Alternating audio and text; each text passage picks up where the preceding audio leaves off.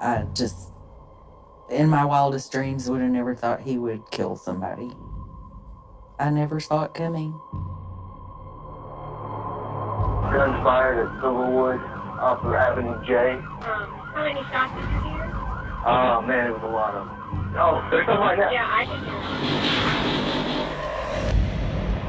it. Hurting people came casually to him, so the fact that he killed somebody wasn't surprising, because he was evil. He liked death. He didn't value life the same way as normal people. 250, I've just been notified by somebody that the gentleman is suicide right now. Suicide right now. It bothers me. It hurts. I mean, he did what he did, and he's got to pay the price. But it's just sad. It's just so sad. Do you know his name? Joe White. Joe White.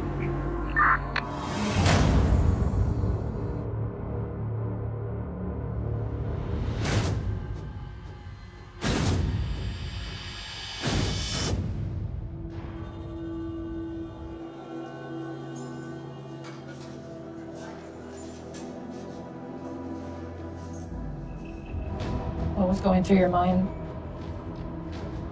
This is the point of no return. There's no going back from our plans, from our pact. The pact is that we were going to resist the police, the government, and we were going to die together in battle and be together forever.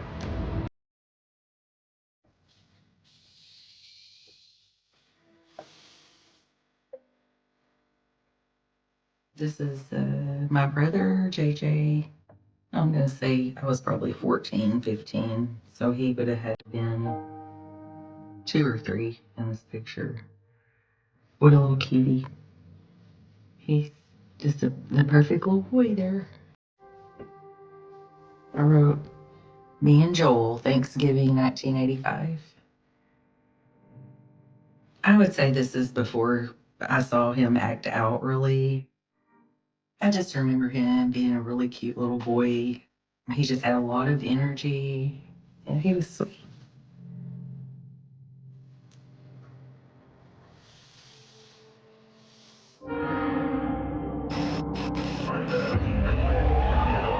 What Joel did, I just can't understand it. I still don't understand it. You know, a lot of people in my life don't know about it. They don't know that my brother is in prison for murder.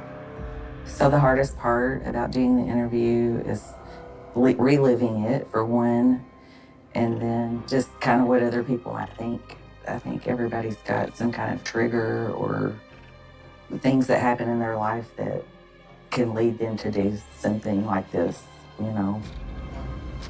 You never really know somebody.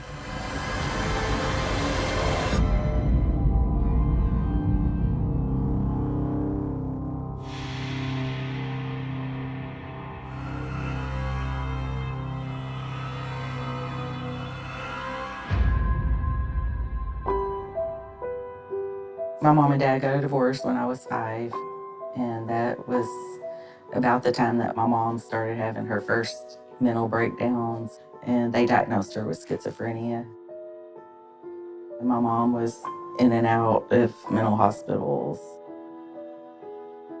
When my brother JJ was born, my mother was in the midst of a nervous breakdown. And so my Aunt Peggy took guardianship of him so that her and my mother could raise him together. I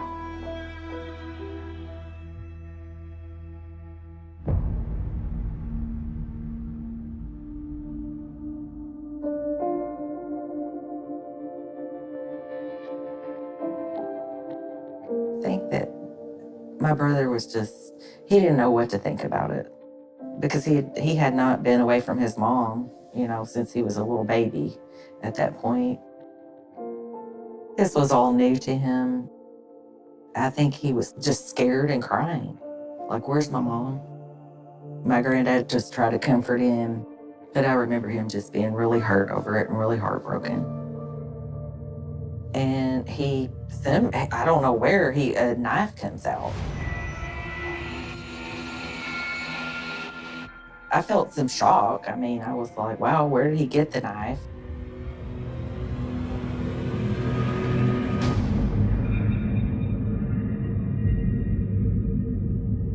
After a while, Granddad was able to get the knife from him. And my granddad just like hugged him, and he was crying and shaking. But Joel didn't get punished for that at all. He rarely got punished. It was upsetting, like, wow, why are y'all letting him do this kind of stuff? And the more I think about it, the more I think about the way he pulled that knife out, it probably should have been a sign.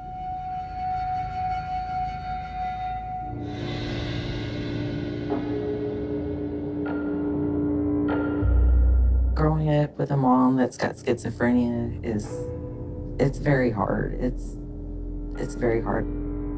She would just start coming up with these really weird conversations and ideas and things usually to do with religion and the Bible. I always knew she wasn't, she just wasn't right. She was sick.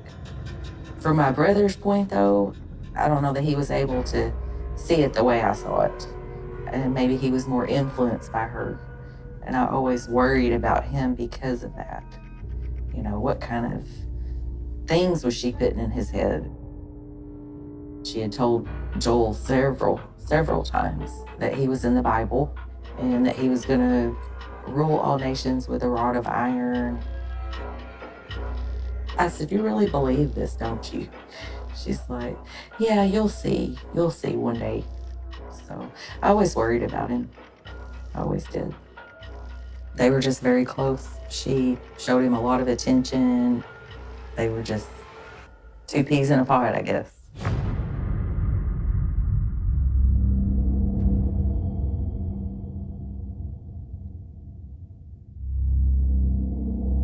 As time went on, he started to reject religion. He kind of tended to lean towards darker things like snakes and reptiles. I know he listened to a lot of like crazy music. I remember a phase that he went through where he started wearing a trench coat. And this was around the same time that we had a shooting at one of our local high schools. And I think that boy had worn a trench coat too. So it just gave me an uneasy feeling that he would do something like that. I don't know if he was fascinated with it or I really don't know. I remember there was a time when he scared a girl making gun gestures. And she ended up telling the principal. I believe he got suspended. And I just thought, wow, why are you doing this? But I didn't really think anything like he's gonna be a killer, I never thought Joel would kill anybody. But you never can imagine anything like that happening to your family. You just don't think anybody could do something like that. So I guess I just kind of swept it under the rug and just went on,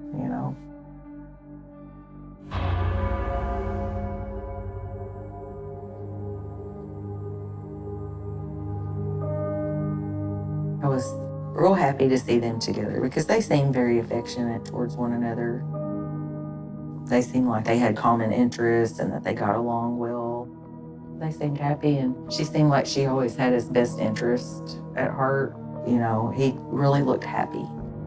I thought, well, maybe this will be a fresh start for him.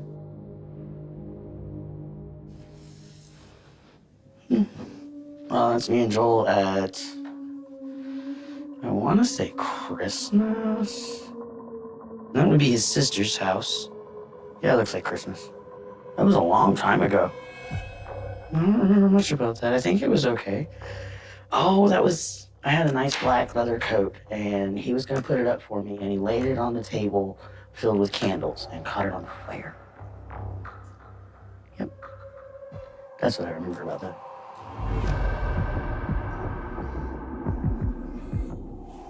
How does it feel to be sitting here talking about this?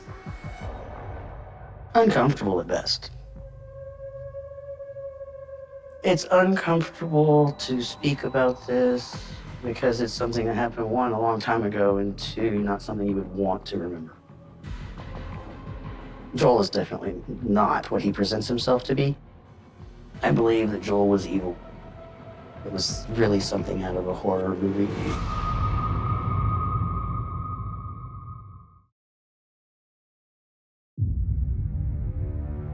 In the beginning, it seemed fun.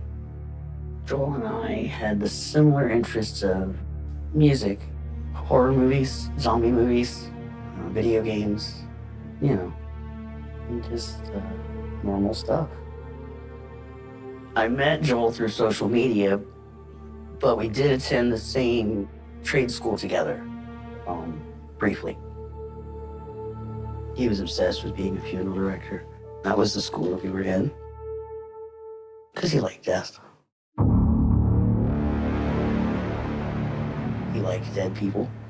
He thought death was beautiful. I did funeral school to help people with the grieving process. But Joel really enjoyed the darkness of the funeral service. He wanted to see the blood. He wanted to be part of touching the body, preparing the body. He wanted to be around death. It was an all-consuming thing for him. All of these things were not told to me until months later.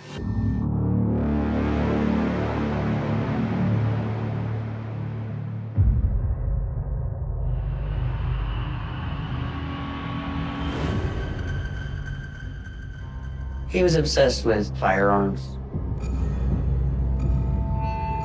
He wanted me to help him get them. He really was into this, you know, the government was going to collapse, so we needed to be prepared for Armageddon. So he needed to have a weapon against the masses so he could take his backpack and bug out when it was time and be prepared like it was a zombie apocalypse.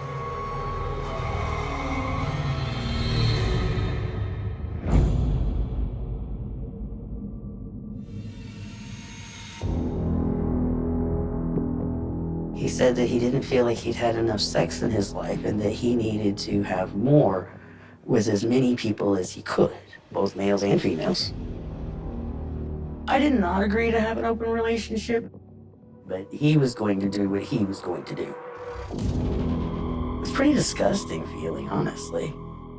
It's like there wasn't a way out of it. You know, how much arguing and degrading do you take before you're just like, you know, okay, this is easier.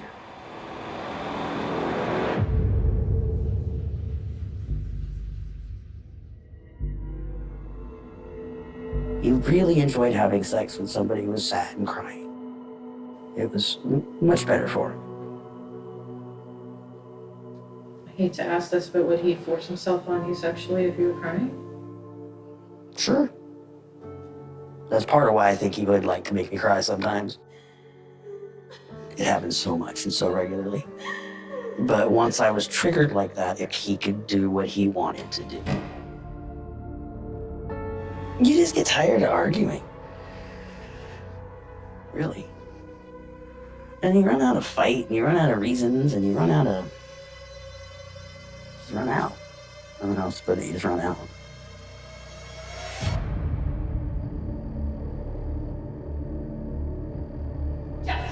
Don't you think about me. During one argument, Joel did rush up behind me and put me into a chokehold. That was very scary. I felt like I couldn't breathe. I'm not saying he was terribly strong or big, but big enough and strong enough to make it difficult to breathe, difficult to get out. And he grabbed my shoulder and turned me around. And when he did that, he stepped on my foot and then shoved my shoulders as hard as he could so I'd fall backwards.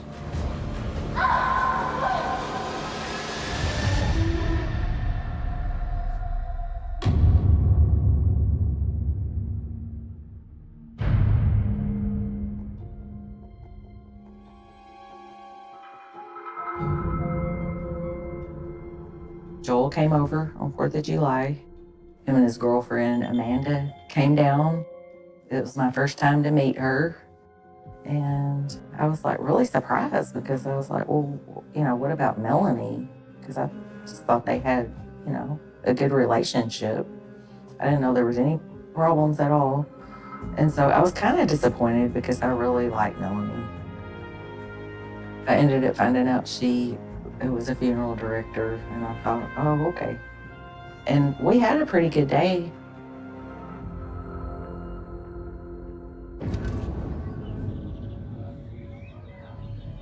He would try to share things with me. He would go into like conspiracy type stuff. All I'm saying is, something big is coming. We gotta be ready.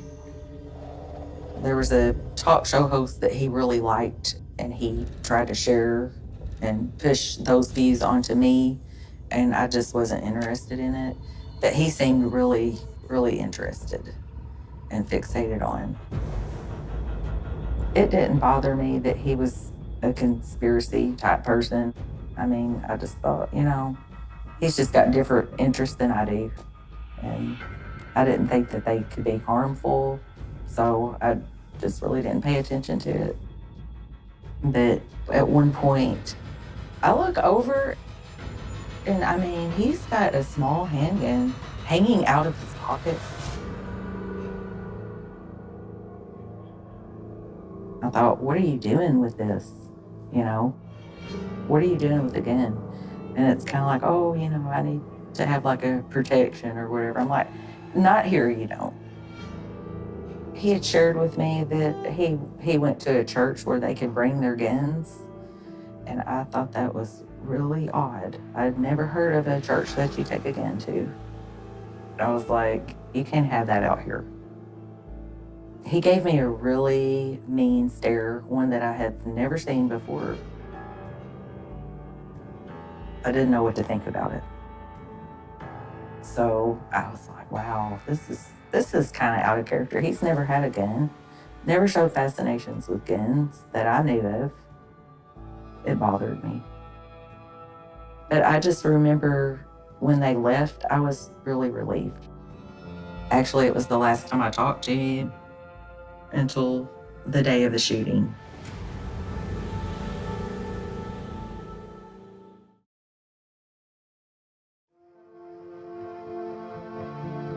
Emotionally, I was done. I just wanted to get out. Like, I just wanted a way out. I didn't spend much time with him at that point, and I really did my best not to interact and to try and get myself together to get out of there.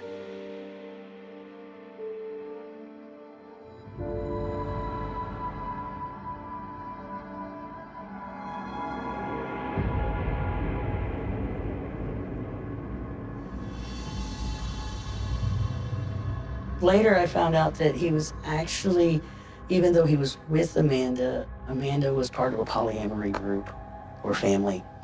And he was also in that family for a brief time. And then he had a relationship with both her and Roderick. A triad, so to say, but I'm not 100% on how that worked out on their end. I didn't want to know. I really didn't. I just knew once he was gone that the abuse would stop, that the yelling would stop, that the fights would stop, that it would be, you know, a better environment.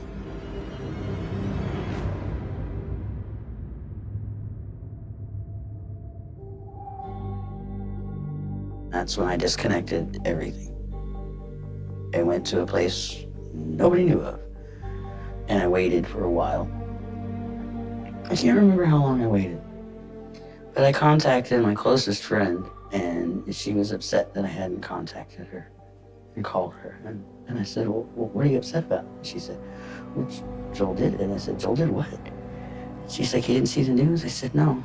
She said, he murdered somebody. He took the whole place hostage. He really, like lost it. I was really concerned he was going to kill me, but, you know, I guess he found another target.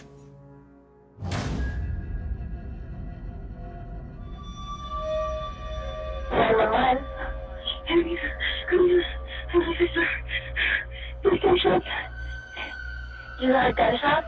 Oh my god. Oh my god. Oh my god. 911? Yeah, we have guns fired at Silverwood off of Avenue J, apartment Silverwood. How many shots did you hear? Oh man, it was a lot of them. Probably a good 10, maybe 15 gunshots. At least a clip. All right, how many minutes ago? 30 seconds ago. Oh, Oh, there goes right now. yeah, I can. Do we know his name? Joe White. Joe White. In October of 2013, I get a phone call from my brother in the morning, which I thought was odd from the get-go because he didn't ever call me that early. So I thought, well, I better pick up. He says, sis, I can tell his voice is not himself. And he says, I think I've hurt somebody. He said, I think I shot somebody. I was like, you shot somebody? My stomach just went in knots. I'm like, what do you mean? And he wasn't real clear on what had happened. And in the meantime, he says that there's police outside. What should I do? What should I do? I was like, well, you probably need to turn yourself in. You don't need to hurt anybody else. Shortly thereafter, I got a call waiting. It was somebody else on the other line, and I told Joel, I was like, maybe this is the police. So I hung up with him. It was a negotiator on the phone. And so sure enough, Joel had hurt somebody. He killed somebody.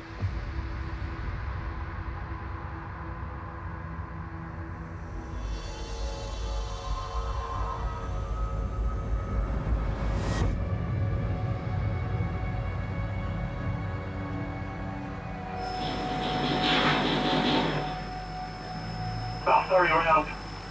Copy. All units take cover. All units take cover. I mean, that really brought it home to me. You're just outside yourself. You just can't even believe it.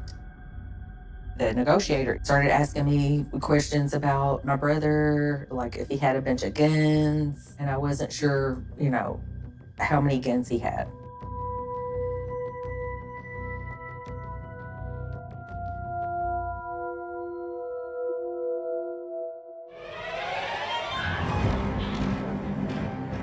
Keep cover. Shots were coming from. 24, I received flashes from the northeast corner. Confirmation, northeast corner. 250. I've just been notified by somebody that the gentleman is suicide by cop. Suicide by cop.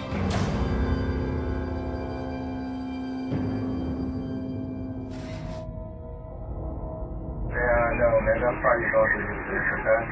We'll try to make it. So there's some information I need to give you, okay? As far as everything starting, it all started Saturday. Saturday evening, Joel wanted to go meet this couple.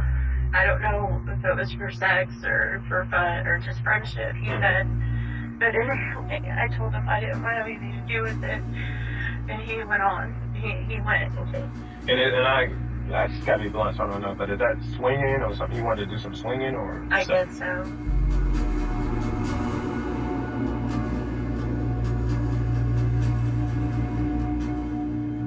So around 1 o'clock in the morning, she called her ex-husband and told him the situation and asked him to come and stay at her apartment for a while. Okay, so this is all, I've not heard any of this. This is something I've not seen before. Yeah, I had not heard that she had called Roderick over to just hang out with her. Who's Roderick? Roderick is my ex-husband. And at 6 o'clock this morning, almost on the dot, I woke up and I don't know if I heard a gunshot or not. I don't know. You didn't go on the balcony? And I'm sorry to get so graphic, man, but what did you see? I saw Roderick laying face down with the car door open.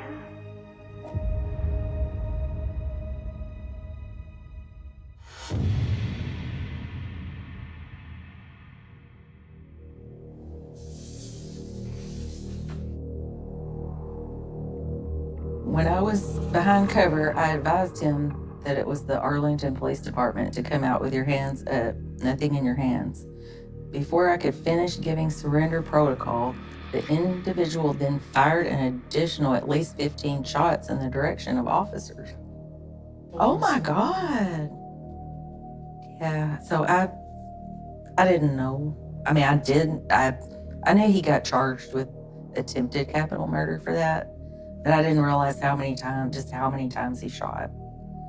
So that's something that I had not heard. It's crazy.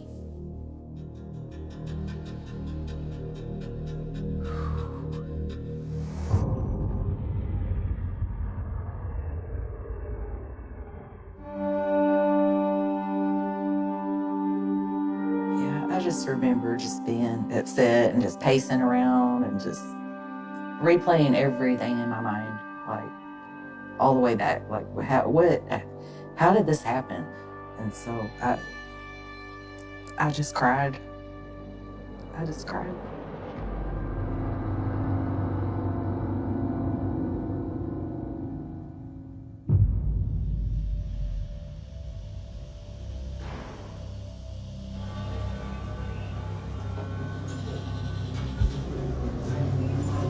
My life was flashing before my eyes.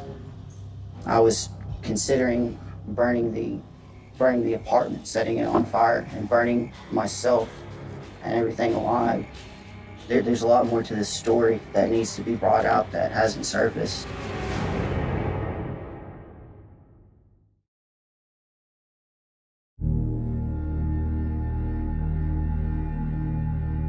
My brother never said why he did it.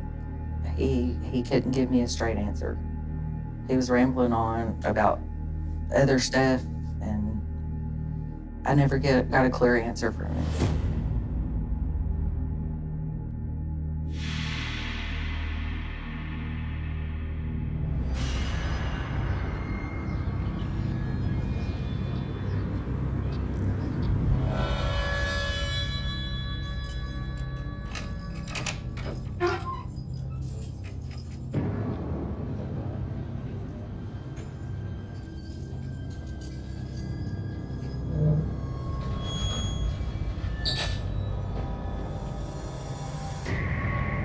My name is Joel Jonas White. I'm incarcerated in the Memorial Prison, formerly Darrington, in Roche Sharon, Texas, a maximum security prison. I have a 35-year sentence for murder and attempted capital murder. So tell us what happened that morning. So first of all, I'm very sorry. I mean, it eats me up what I did to that poor man. Joel, how did it feel when you shot Roderick? I was absolutely numb afterwards. Just absolutely numb. What would you say to Roderick's family that you didn't get to say then? I would just say there's no words that I can say to even begin to, atone for that loss. I mean, I can't imagine the pain that she went through, Roderick's mother in particular. That's not his real voice. What do you mean? He softened it for you. That's his I'm cute voice. That was one he would use when he was like trying to, get someone to feel sorry for him, kind of a thing. Or, get out of trouble, especially with a female kind of a thing. The one he would use was his mom. You don't think it's a sincere apology? No, I don't think it's sincere. No, I don't.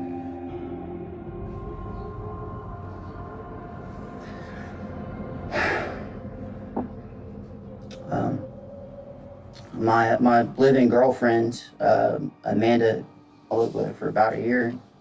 She was a funeral director.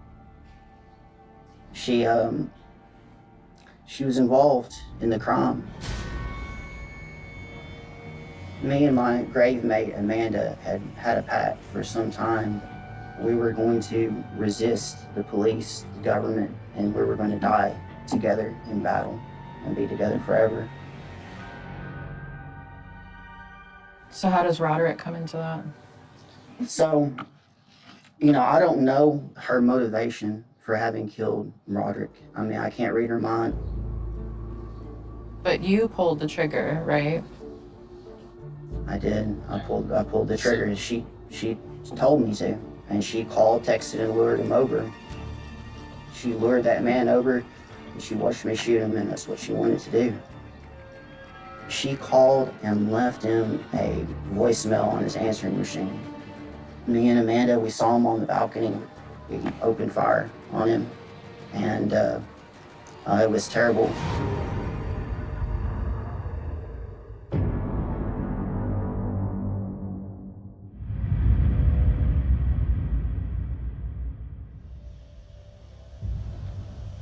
So Amanda told a very different story to police.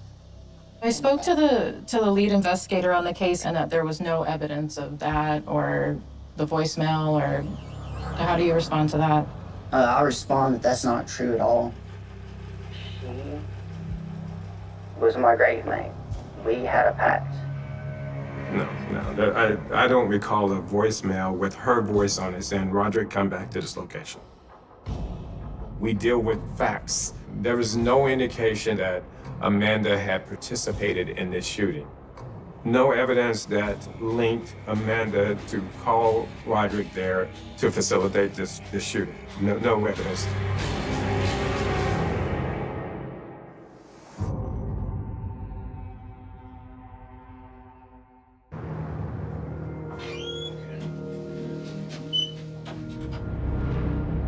Roderick and I had sex together. Did he come over with the intention to have sex or just to talk? No, just to talk. Oh. We just sat on the bed and we were talking. One thing led to the other? One thing led to the other, we had sex. Okay.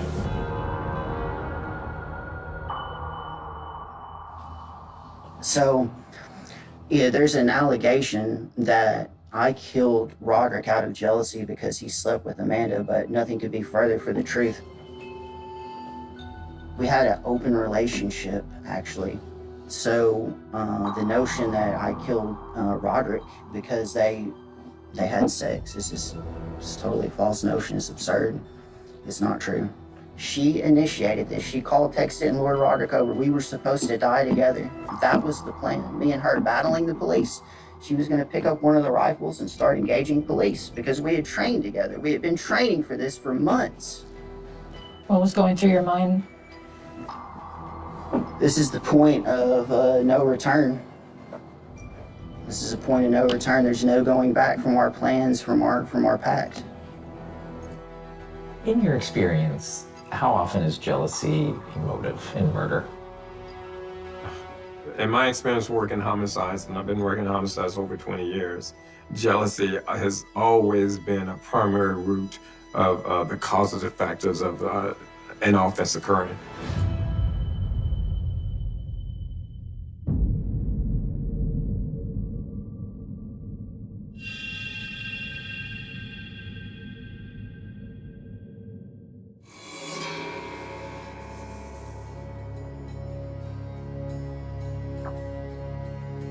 This is Joel's apartment. Okay. I still love you more than anyone grave mates. I know you don't love me. It's okay. I still love you. I'm sorry I hurt the man you really loved. Please, Jesus, forgive me. Please help my cats. It's not their fault. I believe what this is him realizing that killing Roderick wasn't gonna get him what he wanted, because he wanted a man. And instead, she ran out the door. Because that's why he's saying, I am sorry I hurt the man you really loved.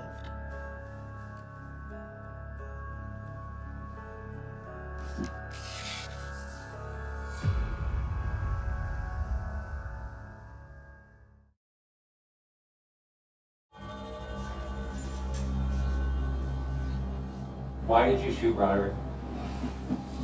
Because Amanda directed me to. Because she told me to shoot him. And there was no like arguing back and forth between you and Roderick before this happened, and Yeah, a little bit occasionally, but nothing serious. I mean, there was nothing like that to the point of murder. I mean, I'm just honestly giving you my opinion. I believe I was legally insane.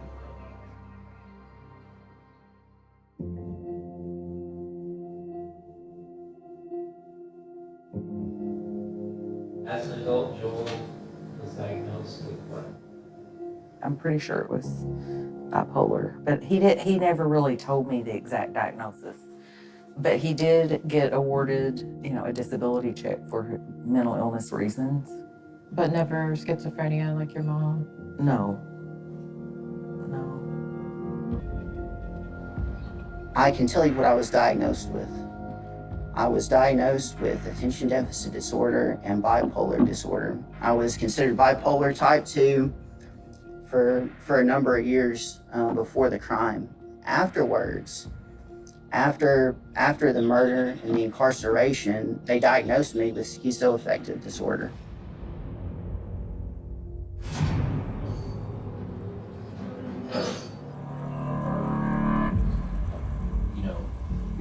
You're blaming Amanda, you're blaming your mental illness, but at the end of the day, you're the person who pulled the trigger. You knew what you did. Look, I'm not denying it. I'm not trying to defend myself. I'm not trying to litigate with y'all. Yeah, I mean, I may have been coherent in a lot of respects, but there was still an underlying delusion. But ultimately, that was for psychiatric professionals and a jury to decide. I should have had a fair trial. Why did you take a plea? Why did I take a plea? Well, I did not have effective assistance of counsel, truly. That's why. And I wasn't in a good state of mind. Did you give up your competency claims when you thought you were going to get a 20-year sentence, but then when you were faced with 35 years, you wanted another competency exam? Maybe.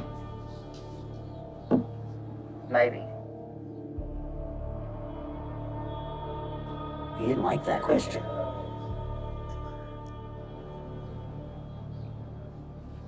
He's lying. Trying to think of a good answer. Stroke your ear. I understand how that looks, but you gotta understand how bad it looks for the attorney. He's getting a little tear in his voice. I'm not the same person now today that I was then. I am remorseful. I accept responsibility, and I've repeated that, and that's the truth.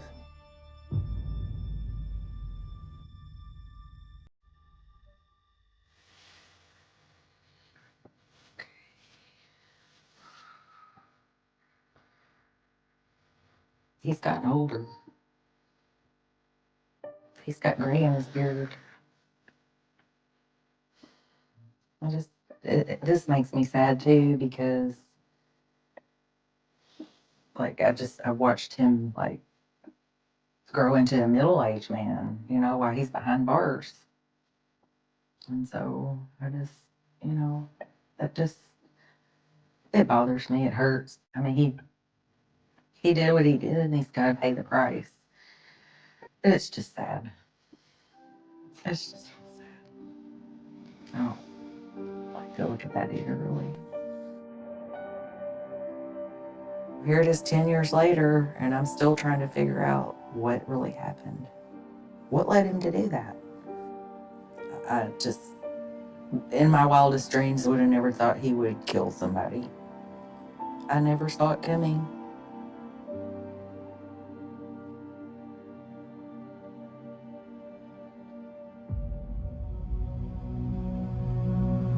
I was with him for 10 years. He ultimately ruined it. He ruined my life. There's no going back. You can't recover 10 years because he was evil. He liked death. He didn't value life the same way as normal people. Now, his mom used to say the devil will speak as beautifully in the scriptures as God. I believe he's evil. I believe he enjoys it too. Being evil and being thought of as evil. I think that for him, being looked at as evil is powerful. You think it's possible he would kill someone again? Yes.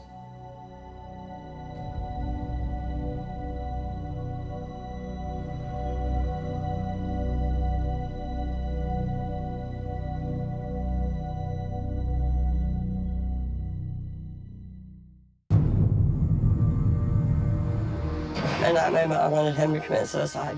He killed a mother. I loved him so much, but I was so mad at him. This horrible thing comes over me, and I reached in my pocket and I shot her. I always knew I could kill someone. December in Toronto carries a particular kind of cold. It is not the dramatic cold of a blizzard or the violent rage of a winter storm.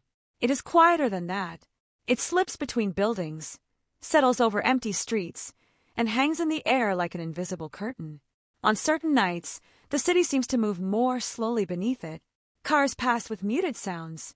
Porch lights glow through frozen darkness. People hurry indoors, eager to escape the chill. In one of the city's wealthiest neighborhoods, behind manicured hedges and elegant gates, stood a mansion that seemed untouched by ordinary worries. It was the kind of house people slowed down to admire, the kind of property featured in magazines, the kind of place where success appeared permanent.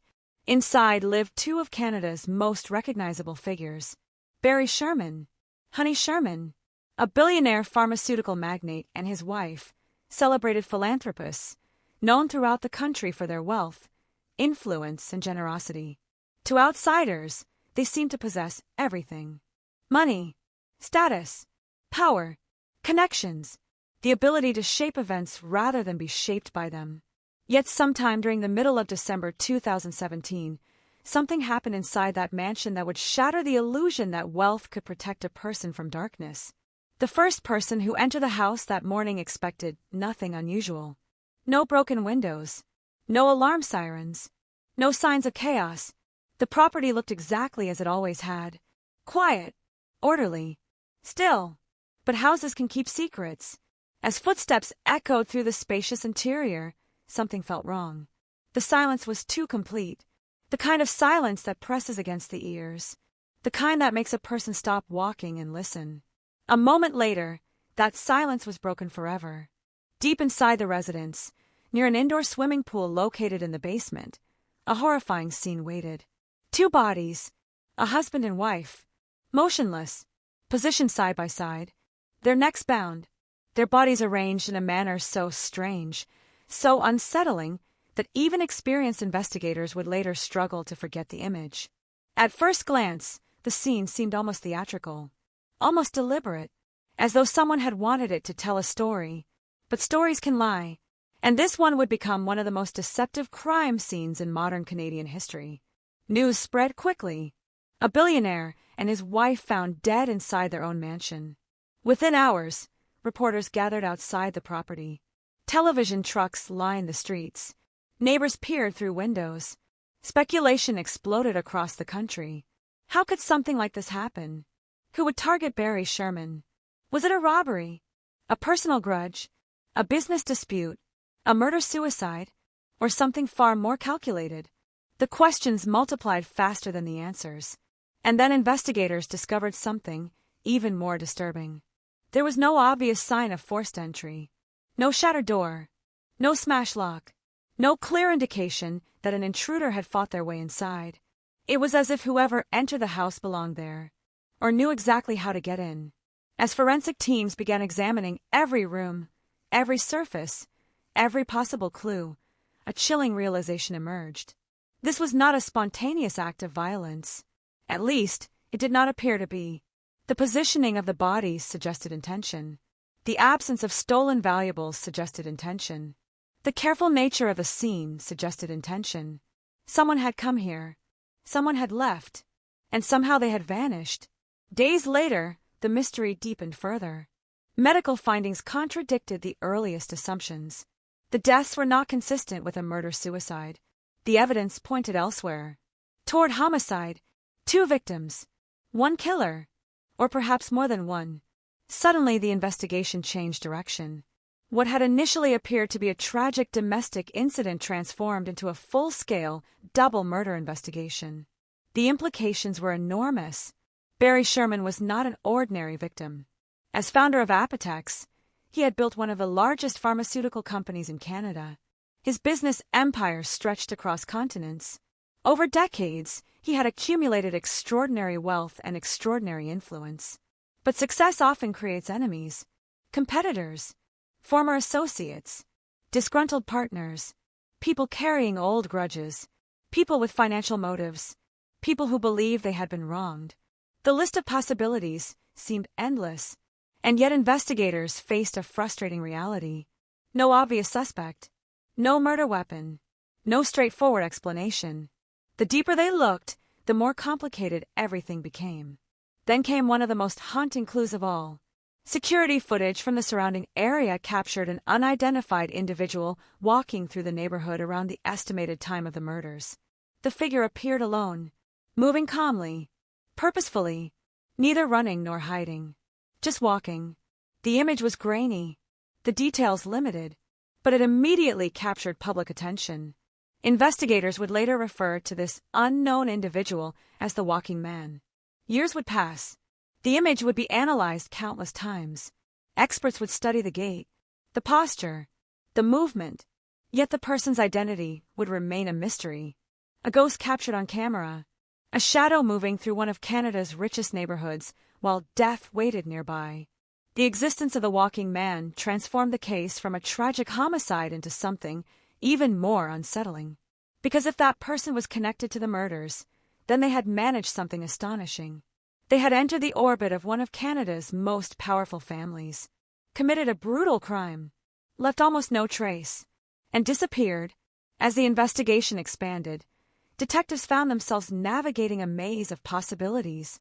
Business rivalries stretching back decades, family tensions hidden behind public smiles, financial disputes involving vast sums of money, private conflicts known only to a handful of people. Every lead seemed capable of explaining the murders, and every lead seemed to collapse under scrutiny. Months became years. Years became a mystery.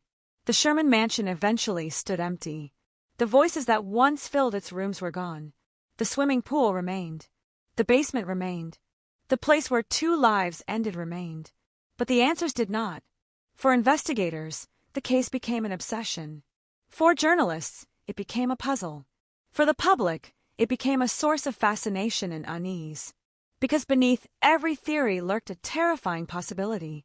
If someone could murder a billionaire and his wife inside their own home, leave behind a carefully staged scene, evade detection, and remain unidentified for years, then perhaps power was not as protective as people believed. Perhaps wealth could build walls. Perhaps influence could open doors.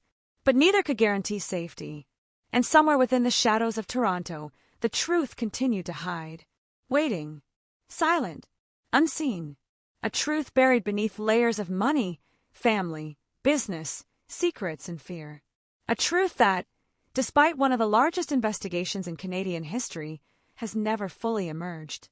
This is the story of Barry and Honey Sherman, a story that begins in luxury and ends in mystery, a story where every answer creates 2 new questions. A story that forces us to confront a disturbing reality. Sometimes the most frightening crimes are not the ones we solve. Sometimes the most frightening crimes are the ones that remain unsolved, lingering in the darkness year after year, daring anyone to uncover what really happened. And on a cold December night in Toronto, behind the walls of a mansion that seemed immune to tragedy, darkness arrived without warning. It has never truly left. To understand why the deaths of Barry and Honey Sherman shook Canada so deeply, it is necessary to step away from the crime scene for a moment and travel back through the years, long before police tapes surrounded the mansion, long before reporters crowded the sidewalks, and long before the world learned that 2 of the country's most recognizable figures would die under circumstances that remain unexplained. The story begins in a Canada that looked very different from the one we know today. In the decades following the Second World War, the country was changing rapidly. Cities expanded, industries grew, opportunities appeared for ambitious people willing to take risks. Among those ambitious individuals was a young man named Barry Sherman. People who knew him in his early years often described him as intelligent, relentless, and intensely driven. He was not the type of person who waited for opportunities to arrive. He pursued them aggressively. Success for Barry was never a matter of luck. It was something to be built piece by piece through determination, calculation, and hard work. The pharmaceutical industry became his battlefield. Over the years, he transformed a small company into an enormous business empire. Apotex grew into one of the largest generic drug manufacturers in the world. The company supplied medications across multiple countries and generated billions of dollars in revenue.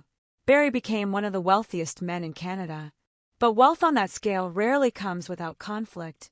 The pharmaceutical world is fiercely competitive.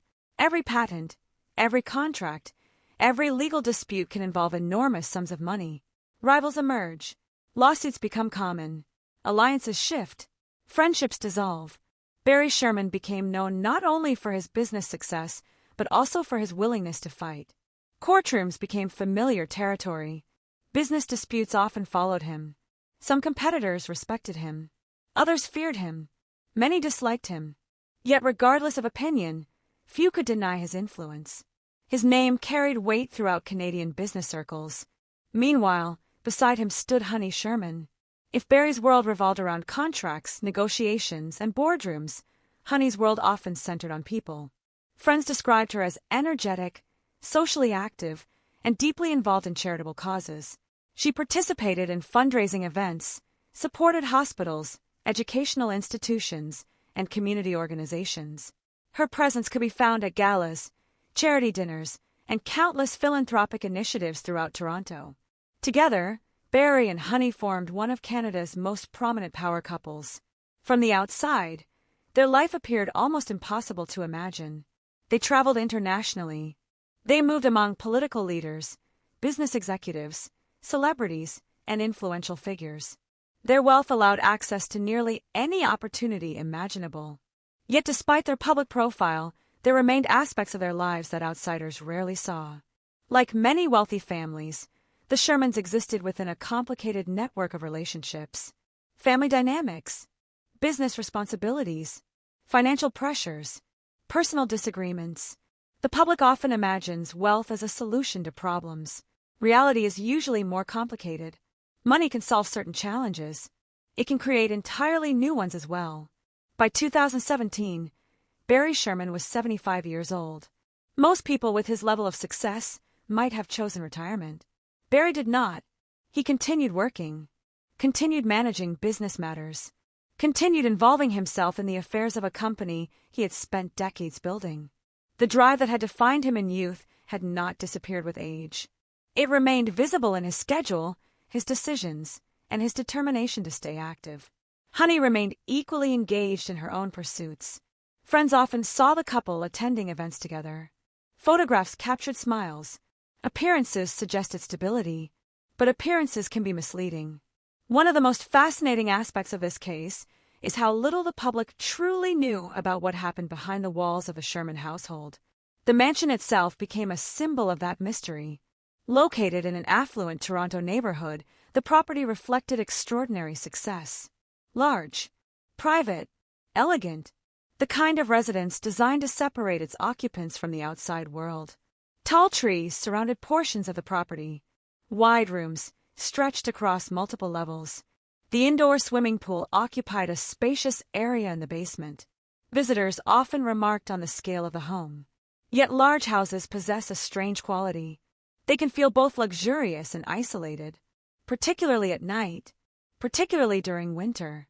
Outside, Toronto moved through its normal rhythms. Traffic flowed along busy streets. Restaurants filled with customers.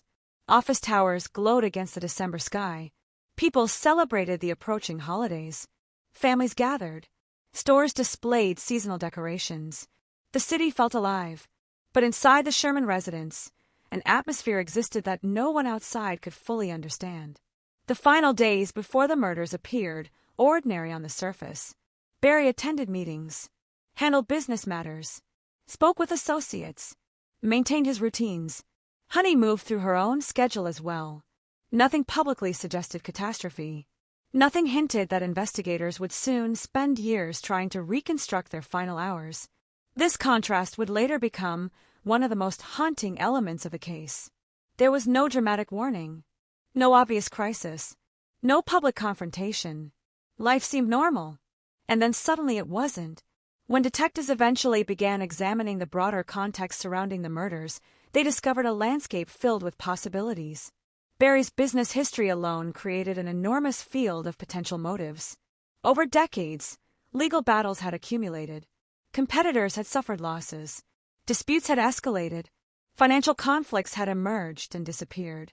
The pharmaceutical industry generates tremendous wealth, but it can also generate intense resentment. Investigators could not ignore that reality. At the same time, attention naturally turned toward personal relationships. Family members, friends, employees, business associates, former associates, anyone connected to the Shermans became relevant.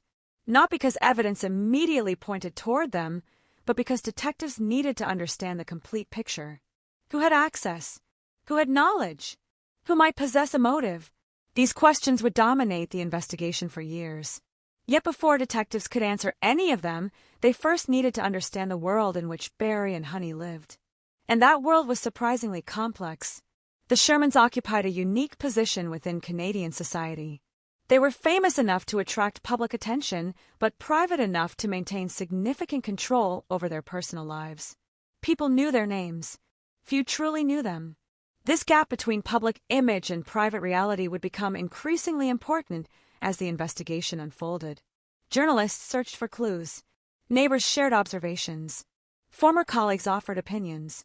Friends recounted memories. Each person contributed a small piece to a much larger puzzle.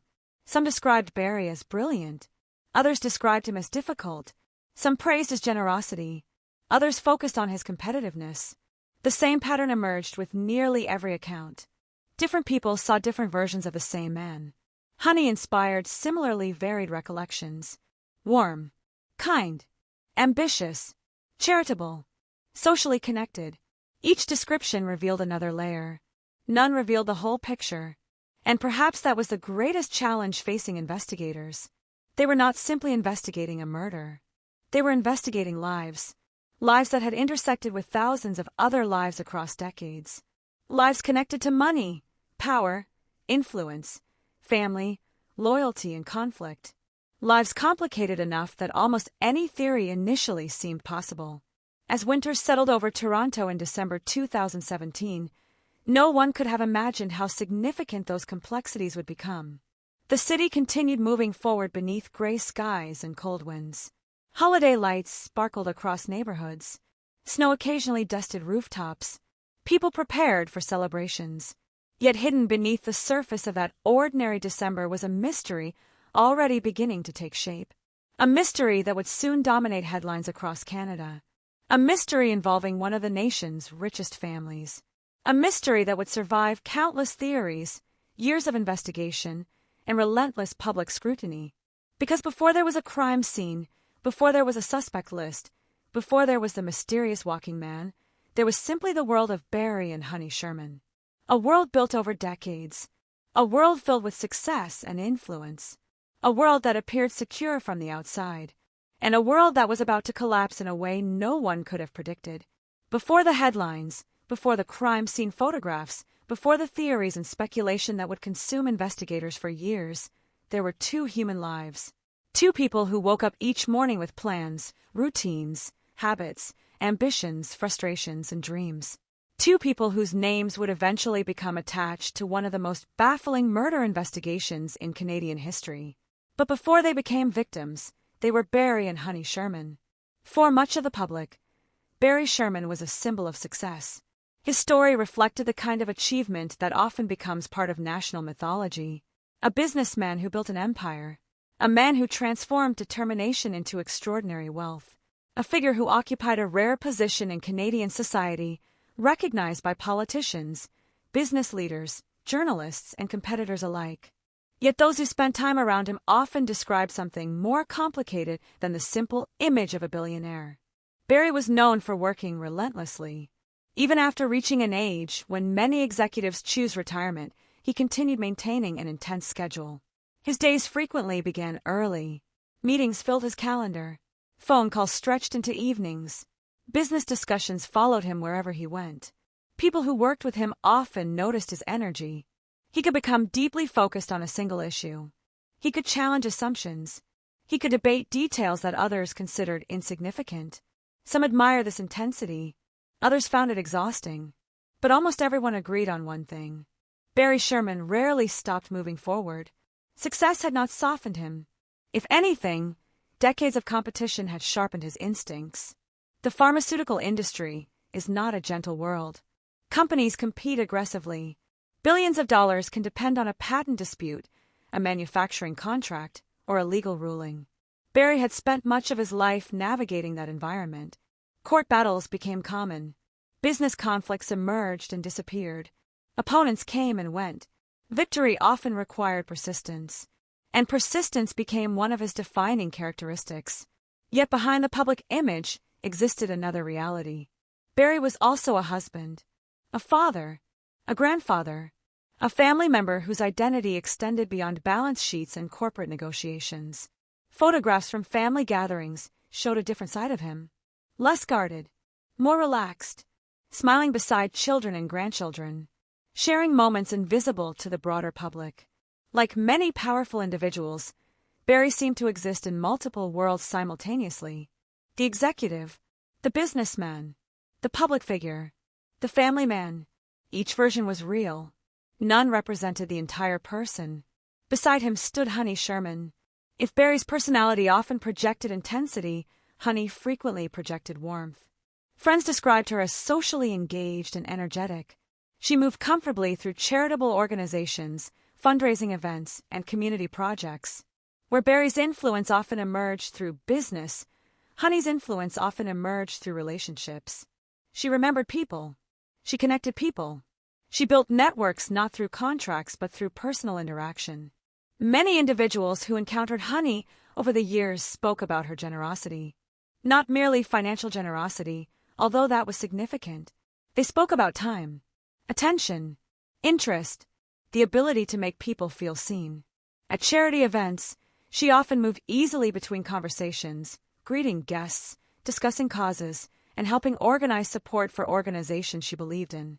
Hospitals, educational institutions, community initiatives. These causes occupied an important place in her life. And because of the Sherman family's wealth, her efforts frequently produced tangible results. Buildings were funded, programs received support, projects became possible. For many beneficiaries, Honey Sherman was not simply a wealthy donor. She was a visible participant, someone who cared enough to become personally involved. Together, Barry and Honey represented a partnership that had lasted decades. Like any long marriage, theirs had experienced challenges, disagreements, and changes over time. But from the outside, they appeared deeply connected through shared history. Their lives had unfolded together across generations. Business successes, family milestones, public achievements, private struggles, years accumulated into a lifetime. By 2017, they had become fixtures within Toronto's social landscape. People recognized them. Organizations relied upon them. Their names carried significance. Yet one of the most fascinating aspects of the Sherman story is the contrast between public visibility and private privacy. Despite their prominence, much of their personal life remained shielded from public view. The mansion itself symbolized that separation. Behind its walls existed a world largely inaccessible to outsiders. Visitors might occasionally enter. Friends might attend gatherings. Family members might spend time there. But most people knew the residence only from photographs or descriptions. It stood as a physical barrier between public perception and private reality. As investigators would later discover, understanding the victims required exploring both sides of that divide. Because people rarely become targets without context. The question detectives eventually faced was not merely who killed Barry and Honey Sherman. The question was why. And to understand possible motives, investigators first needed to understand the lives of the victims. Barry's business career inevitably attracted scrutiny. Success on his scale created admiration and resentment in equal measure. Some individuals viewed him as a visionary entrepreneur. Others viewed him as a ruthless competitor.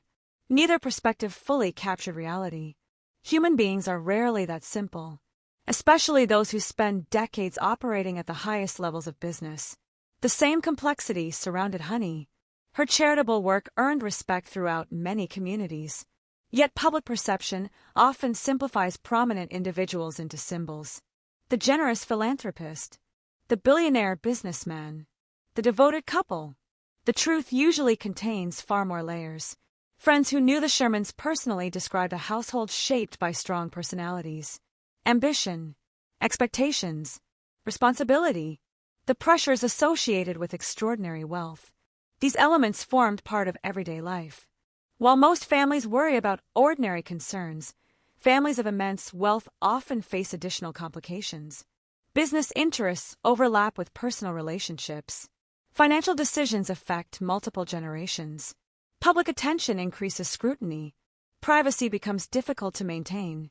The Shermans were no exception. Their success brought advantages few people experience. It also created complexities few people understand. As December 2017 approached, life appeared to continue according to familiar routines. Barry remained involved in business matters. Honey remained engaged with family and charitable activities. The holiday season was approaching.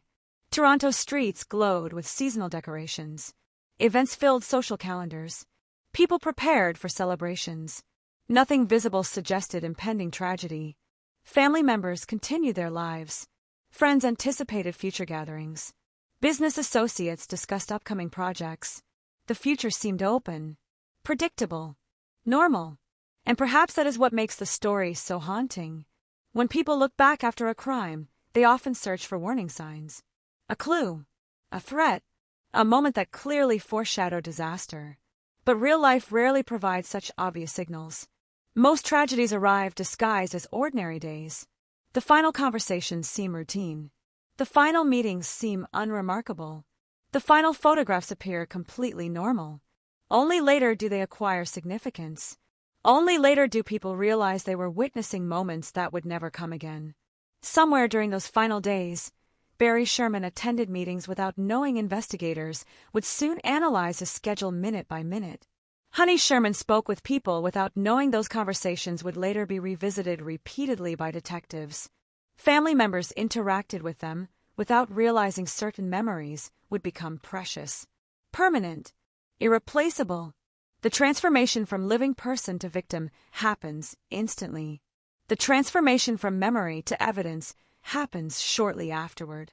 That process would soon begin. Investigators would examine routines, relationships, business dealings, financial records, family connections. Every aspect of Barry and Honey's lives would come under scrutiny, not because they had done anything wrong, but because understanding the victims often provides the first path toward understanding the killer. Yet as detectives would eventually learn, the lives of Barry and Honey Sherman were vast and interconnected. Thousands of relationships stretched across decades. Business networks spanned continents. Family ties extended through multiple generations. Philanthropic efforts touched countless organizations. Every direction investigators looked revealed additional complexity, additional possibilities, additional questions. And at the center of it all stood two people whose story had not yet reached its terrible conclusion. A businessman who spent his life building. A philanthropist who spent much of hers giving. A husband and wife whose names represented influence, success, and achievement throughout Canada. By December 2017, they seemed untouchable. Protected by wealth. Protected by status.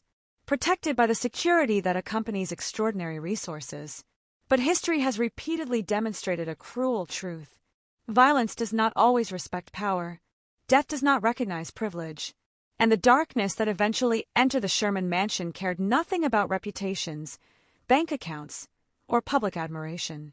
Before they became the subjects of an unsolved mystery, Barry and Honey Sherman were simply two people living the lives they had spent decades creating. They could not know that those lives were about to end. And neither could anyone who loved them. The final 48 hours of Barry and Honey Sherman's lives began without drama. There were no flashing warning signs. No frantic phone calls, No public confrontations. No obvious indication that one of the most infamous unsolved murder cases in Canadian history was quietly moving toward its beginning. Toronto continued through the routines of mid-December. Holiday decorations illuminated storefronts. Office workers hurried through cold streets beneath gray skies. Restaurants filled with conversations about Christmas plans and family gatherings. Snow lingered in patches along sidewalks. The city looked exactly as it should have looked during the final weeks of the year.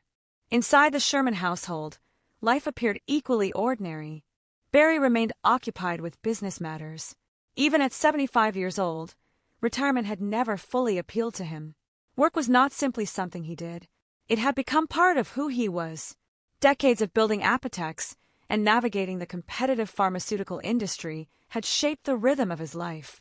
Meetings, emails, phone calls, negotiations, decisions. The routine continued. Honey maintained her own schedule as well. Friends and acquaintances who interacted with her during that period later described nothing unusual. She was engaged in family matters, charitable interests, and the social responsibilities that accompanied her position within Toronto's philanthropic community. Everything appeared normal. Yet somewhere within those ordinary hours, events were already unfolding that would eventually end in violence. Investigators would later spend years attempting to reconstruct the precise timeline. Minute by minute, movement by movement, conversation by conversation. But even today, gaps remain. Questions remain. Uncertainty remains. What is known is that sometime between the evening of December 13th and the morning of December 15th, 2017, Barry and Honey Sherman were attacked inside their own home. The exact sequence of events remains one of the central mysteries of the case. Imagine the mansion during those final hours. Outside, winter darkness settled over the neighborhood. The surrounding homes stood quiet beneath the cold Canadian sky. Streetlights cast pale pools of light across empty roads. Inside the residence, the atmosphere would have seemed peaceful. Warm air circulated through the rooms. Furniture sat untouched. Family photographs occupied shelves and tables. Nothing visible suggested that violence was approaching. At some point, however, that peace ended. Investigators believe the killer, or killers, entered the property and encountered the Shermans. Whether the victims knew their attacker remains unknown. Whether they willingly opened a door remains unknown. Whether the killer was already inside remains unknown. Those unanswered questions continue to haunt the case. What forensic evidence later revealed was far more disturbing. Barry and Honey did not die quickly from an unseen attack. They were physically overpowered, controlled, ultimately strangled. The act itself required close contact. This was not a shooting from a distance, not a random drive-by attack, not an explosion or some anonymous form of violence. The killer had to be physically present, close enough to touch, close enough to see fear in the victim's eyes, close enough to hear their voices. That reality adds a chilling intimacy to the crime. Whoever committed these murders was not separated from the victims by distance. They stood directly before them. At some point during the confrontation, control shifted entirely into the attacker's hands. The details suggest planning, deliberation, purpose, not rage exploding uncontrollably for a few seconds, not chaos. The evidence points toward something more methodical, something that required time, and perhaps confidence. Investigators later concluded that both victims died by ligature strangulation. That determination would dramatically reshape understanding of the crime. Strangulation is often a deeply personal form of murder. It requires sustained effort, sustained control, sustained proximity. The attacker must remain engaged with the victim throughout the act. There is no quick trigger pull, no immediate escape, only direct physical domination. Forensic specialists examining the evidence recognized another disturbing element. After death, the bodies were moved, positioned, arranged. Someone had taken the time to create a scene. This was not how the victims naturally fell. This was not accidental. The final positioning reflected intention. Near the indoor swimming pool in the basement, Barry and Honey were discovered seated beside one another. Belts or ligatures had been secured around their necks. The arrangement resembled a peculiar tableau, almost theatrical, almost symbolic, as if the killer wanted investigators to see something specific, or perhaps wanted them to misunderstand something specific. Years later, that distinction remains critically important, because a staged scene serves a purpose. Every staging decision represents communication, a message, a distraction, a false narrative, or some combination of all three. Whoever arranged the bodies wanted the scene to tell a story. The question was whether that story contained any truth.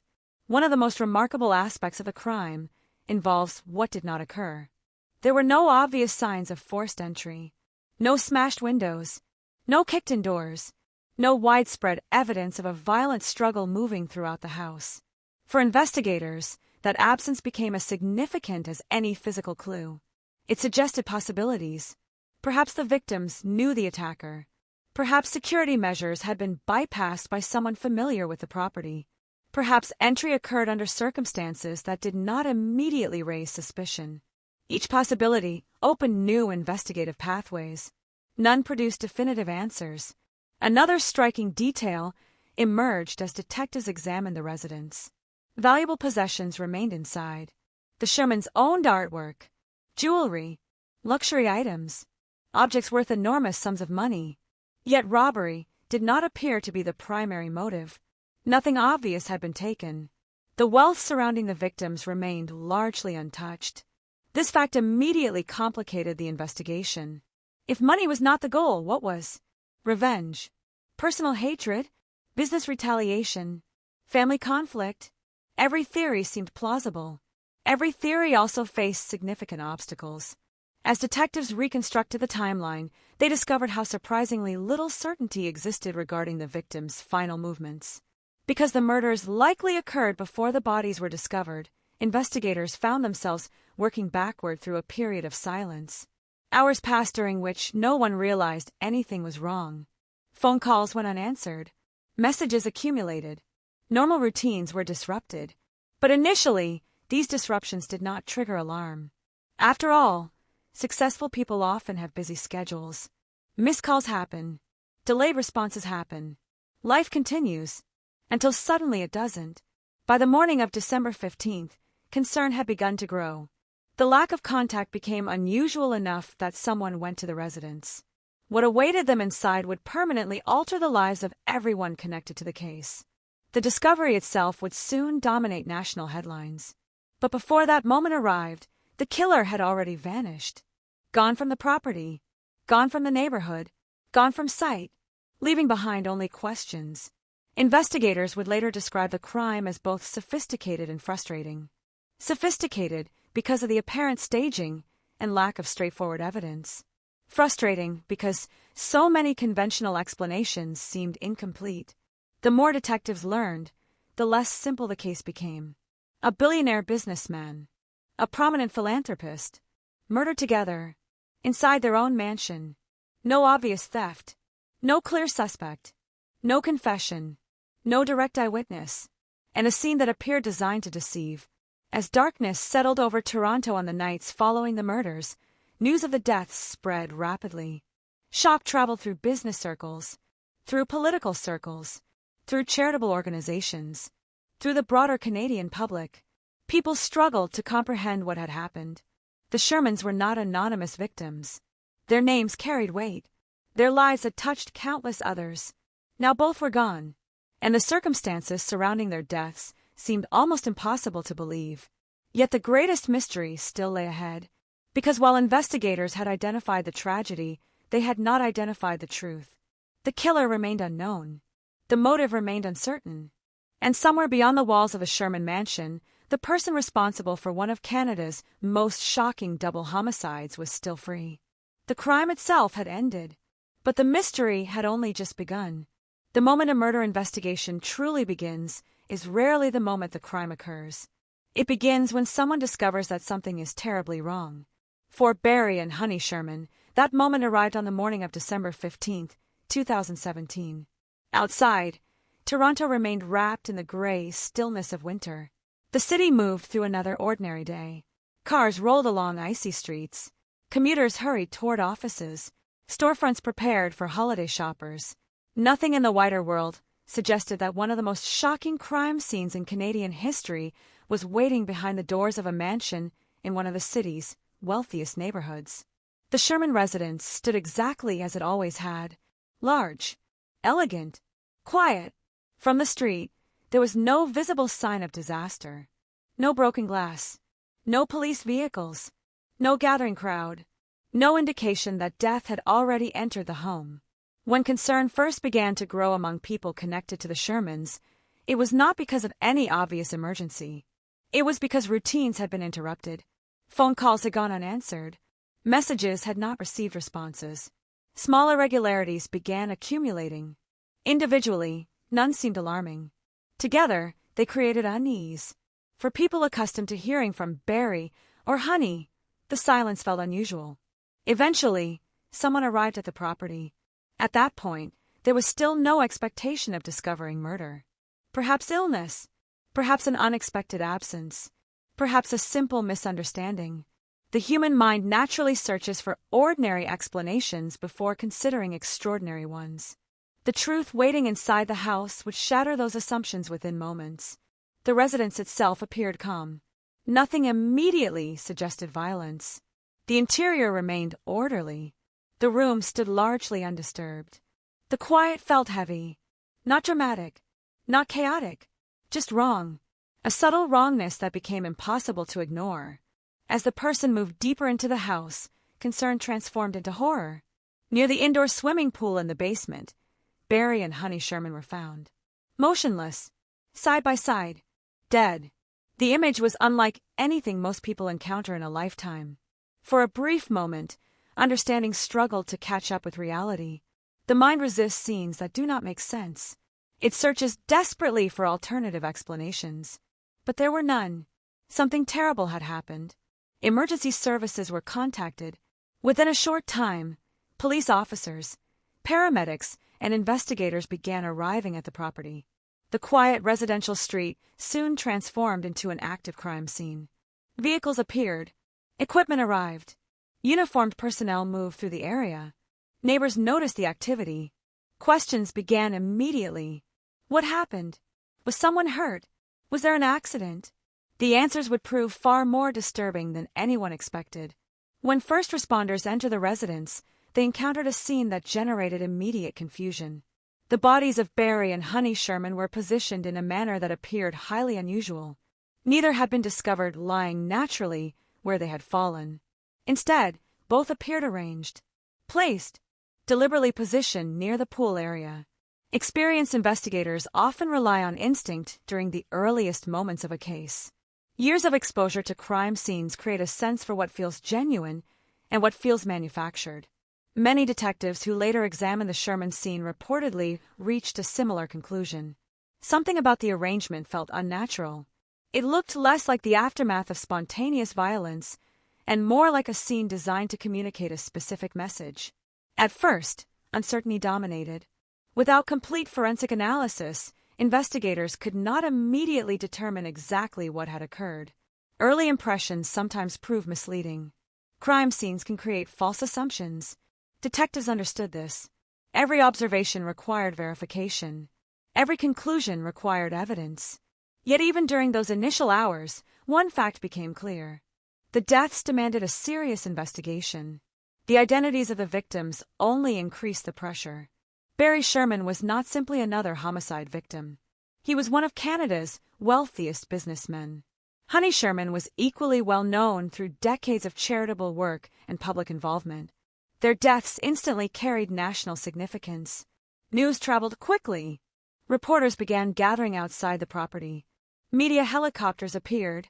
Television broadcasts interrupted regular programming. The public wanted answers. Police had almost none. Inside the mansion, forensic teams began their work. Every room became important. Every doorway, every staircase, every object. Investigators documented the scene meticulously.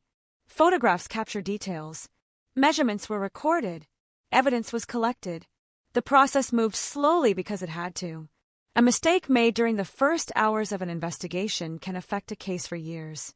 Detectives searched for signs of forced entry. There appeared to be none. They searched for indications of robbery. Those indications appeared absent as well. Valuable items remained inside the residence. Nothing obvious suggested that thieves had entered the home seeking financial gain. This immediately complicated the investigation. Many homicides follow familiar patterns. A robbery gone wrong, a domestic dispute, an argument that escalates unexpectedly. The Sherman case refused to fit neatly into any of those categories. Each new observation created additional questions. The bodies themselves became central to understanding the crime. Forensic pathologists would later examine every injury, every mark, every physical detail capable of revealing what happened during the victim's final moments. The results would eventually overturn some of the earliest assumptions. Initially, certain investigators considered the possibility of a murder-suicide scenario. The positioning of the bodies appeared unusual enough to allow multiple interpretations. However, as forensic evidence accumulated, that theory began collapsing. The physical evidence pointed elsewhere, toward homicide, toward two victims, toward an outside attacker, or attackers. This shift dramatically altered the direction of the investigation. Instead of examining a tragic domestic event, detectives now confronted the reality of a double murder. And not just any double murder. A double murder committed against two highly visible public figures inside their own home. The implications were enormous. As the hours passed, investigators expanded their efforts. Friends were contacted, family members were notified, business associates were interviewed, schedules were reviewed, timelines were assembled. The final days of Barry and Honey's lives suddenly became subjects of intense scrutiny. Every meeting mattered. Every phone call mattered. Every interaction mattered. The search for answers had begun. Outside the mansion, speculation spread faster than confirmed information. People discussed possibilities, financial motives, business rivalries, family tensions, professional enemies. Theories multiplied almost immediately. Some proved baseless. Others remained under consideration for years. At that stage, investigators could not afford assumptions. They needed evidence. Yet evidence presented its own challenges. One of the most unsettling discoveries involved the apparent lack of clear forensic leads. The killer had not left behind an obvious trail. No straightforward clue pointed directly toward a suspect. No dramatic piece of evidence solved the mystery. Instead, detectives faced a puzzle composed of fragments, small observations, partial information, questions without answers. This would become a defining feature of the case. The more investigators learned, the more elusive certainty became. Meanwhile, family members struggled to process an entirely different reality. For them, the case was not primarily a mystery. It was a loss, a devastating and sudden loss. The public saw headlines. The family saw empty chairs, unanswered phones, future holidays that would never unfold as planned. Behind every famous murder case exists private grief. The Sherman case was no exception. As darkness returned to Toronto that evening, the mansion no longer resembled a family home. It had become something else. A crime scene, a focal point of national attention, a place where detectives would spend countless hours searching for truths hidden beneath layers of uncertainty. Floodlights illuminated sections of the property. Investigators continued moving through rooms. Evidence technicians worked methodically. Reporters waited outside. The city watched. And somewhere beyond the reach of police tape, the person responsible for the deaths of Barry and Honey Sherman remained free. Perhaps watching the news. Perhaps following the investigation. Perhaps believing the carefully staged scene had achieved its purpose. No one knew. What investigators did know was that the discovery had revealed far more than two deaths. It had revealed a mystery involving wealth, power, secrecy, and violence. A mystery that would consume years of investigative effort. A mystery that would produce countless theories but few definitive answers. And a mystery that, even after the shock of discovery faded, would continue haunting Canada long after the bodies were removed from the basement pool area of the Sherman mansion. The discovery was over. The search for the truth was only beginning. The first days after the discovery of Barry and Honey Sherman were dominated by urgency. The first weeks were dominated by confusion. The first months were dominated by frustration. For investigators, The Sherman case quickly became something both fascinating and deeply troubling. On paper, it appeared that solving the murders should have been possible. The victims were known. The location was known. The crime scene had been secured. Resources were available. Public attention ensured that virtually every investigative tool imaginable could be deployed. Yet from the very beginning, the case resisted certainty. Every answer seemed to generate two new questions. Every promising lead eventually revealed complications. Every theory contained weaknesses. Detectives found themselves standing at the center of an expanding maze. The challenge began with the victims themselves. Barry Sherman was not an ordinary citizen living an ordinary life. He was one of the wealthiest businessmen in Canada. His professional career stretched across decades of high-stakes negotiations, legal battles, financial disputes, and corporate competition. When investigators started compiling a list of individuals who may have held grudges against him, the list became enormous.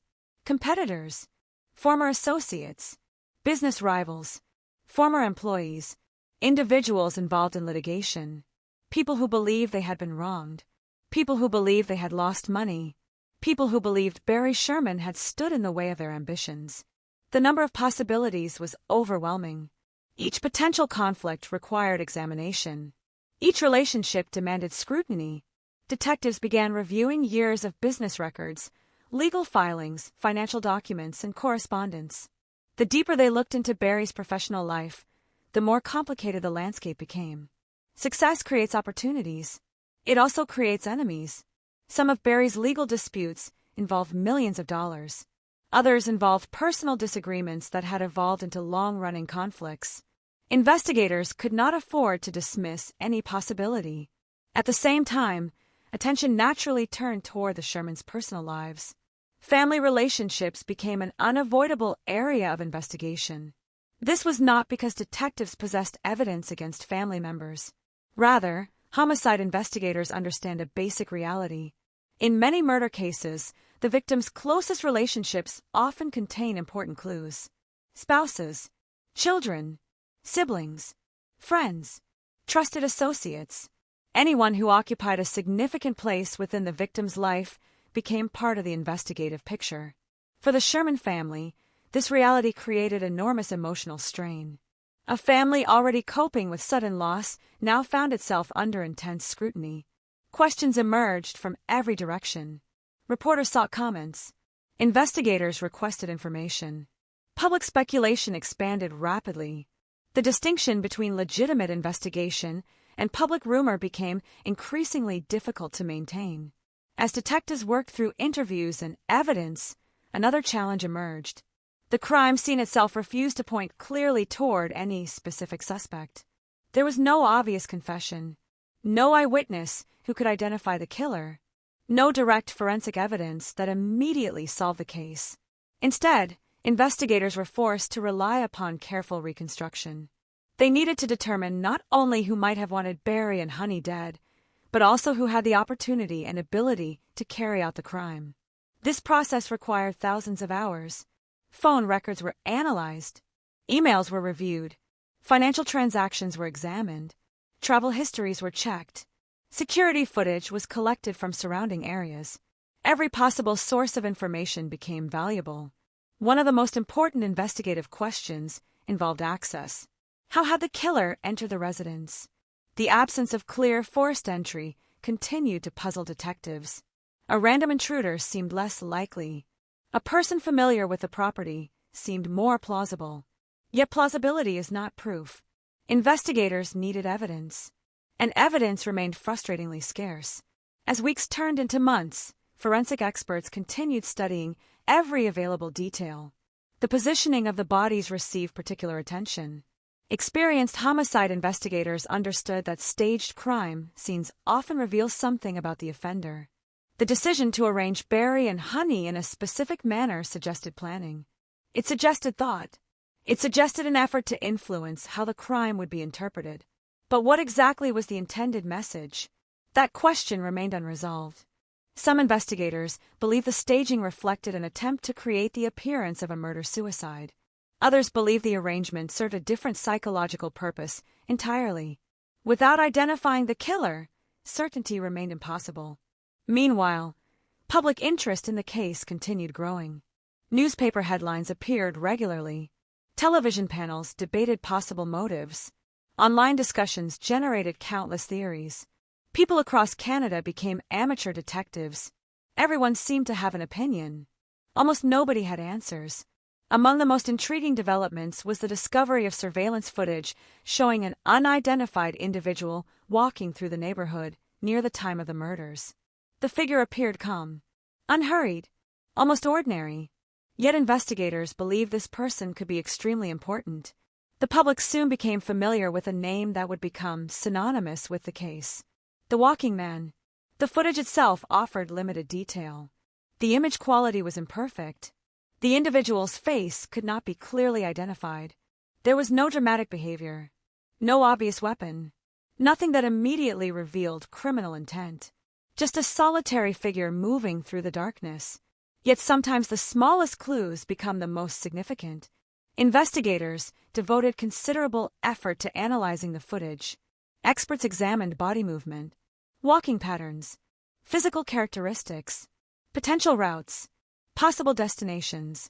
Despite these efforts, identification proved elusive. The Walking Man became both a lead and a symbol, a reminder that someone connected to the truth might have been captured on camera, a reminder that the truth remained just beyond reach. The investigation expanded further. Toronto police dedicated enormous resources to the case. Detectives conducted interview after interview. Evidence was re-examined repeatedly. Specialists from multiple disciplines contributed expertise. The scale of the effort reflected the seriousness of the crime. Yet despite these resources, progress remained painfully slow. One reason involved the nature of the possible motives. Unlike many homicide cases, there was no single obvious explanation. Financial motives existed. Personal motives existed. Professional motives existed. Family-related theories existed. Each possibility contained elements that seemed plausible. Each possibility also contained significant gaps. For investigators, narrowing the field became extraordinarily difficult. Another factor complicated matters even further. The Shermans' wealth and public profile generated an overwhelming volume of information. Tips poured in, rumors circulated, speculation multiplied. Some leads appeared promising before collapsing under scrutiny. Others consumed valuable time without producing results. Detectives found themselves separating meaningful evidence from noise. The process was exhausting, necessary, and often frustrating. As months passed, family members grew increasingly concerned about the pace of progress. The absence of arrests created tension. Questions emerged regarding investigative decisions. Questions emerged regarding early assumptions.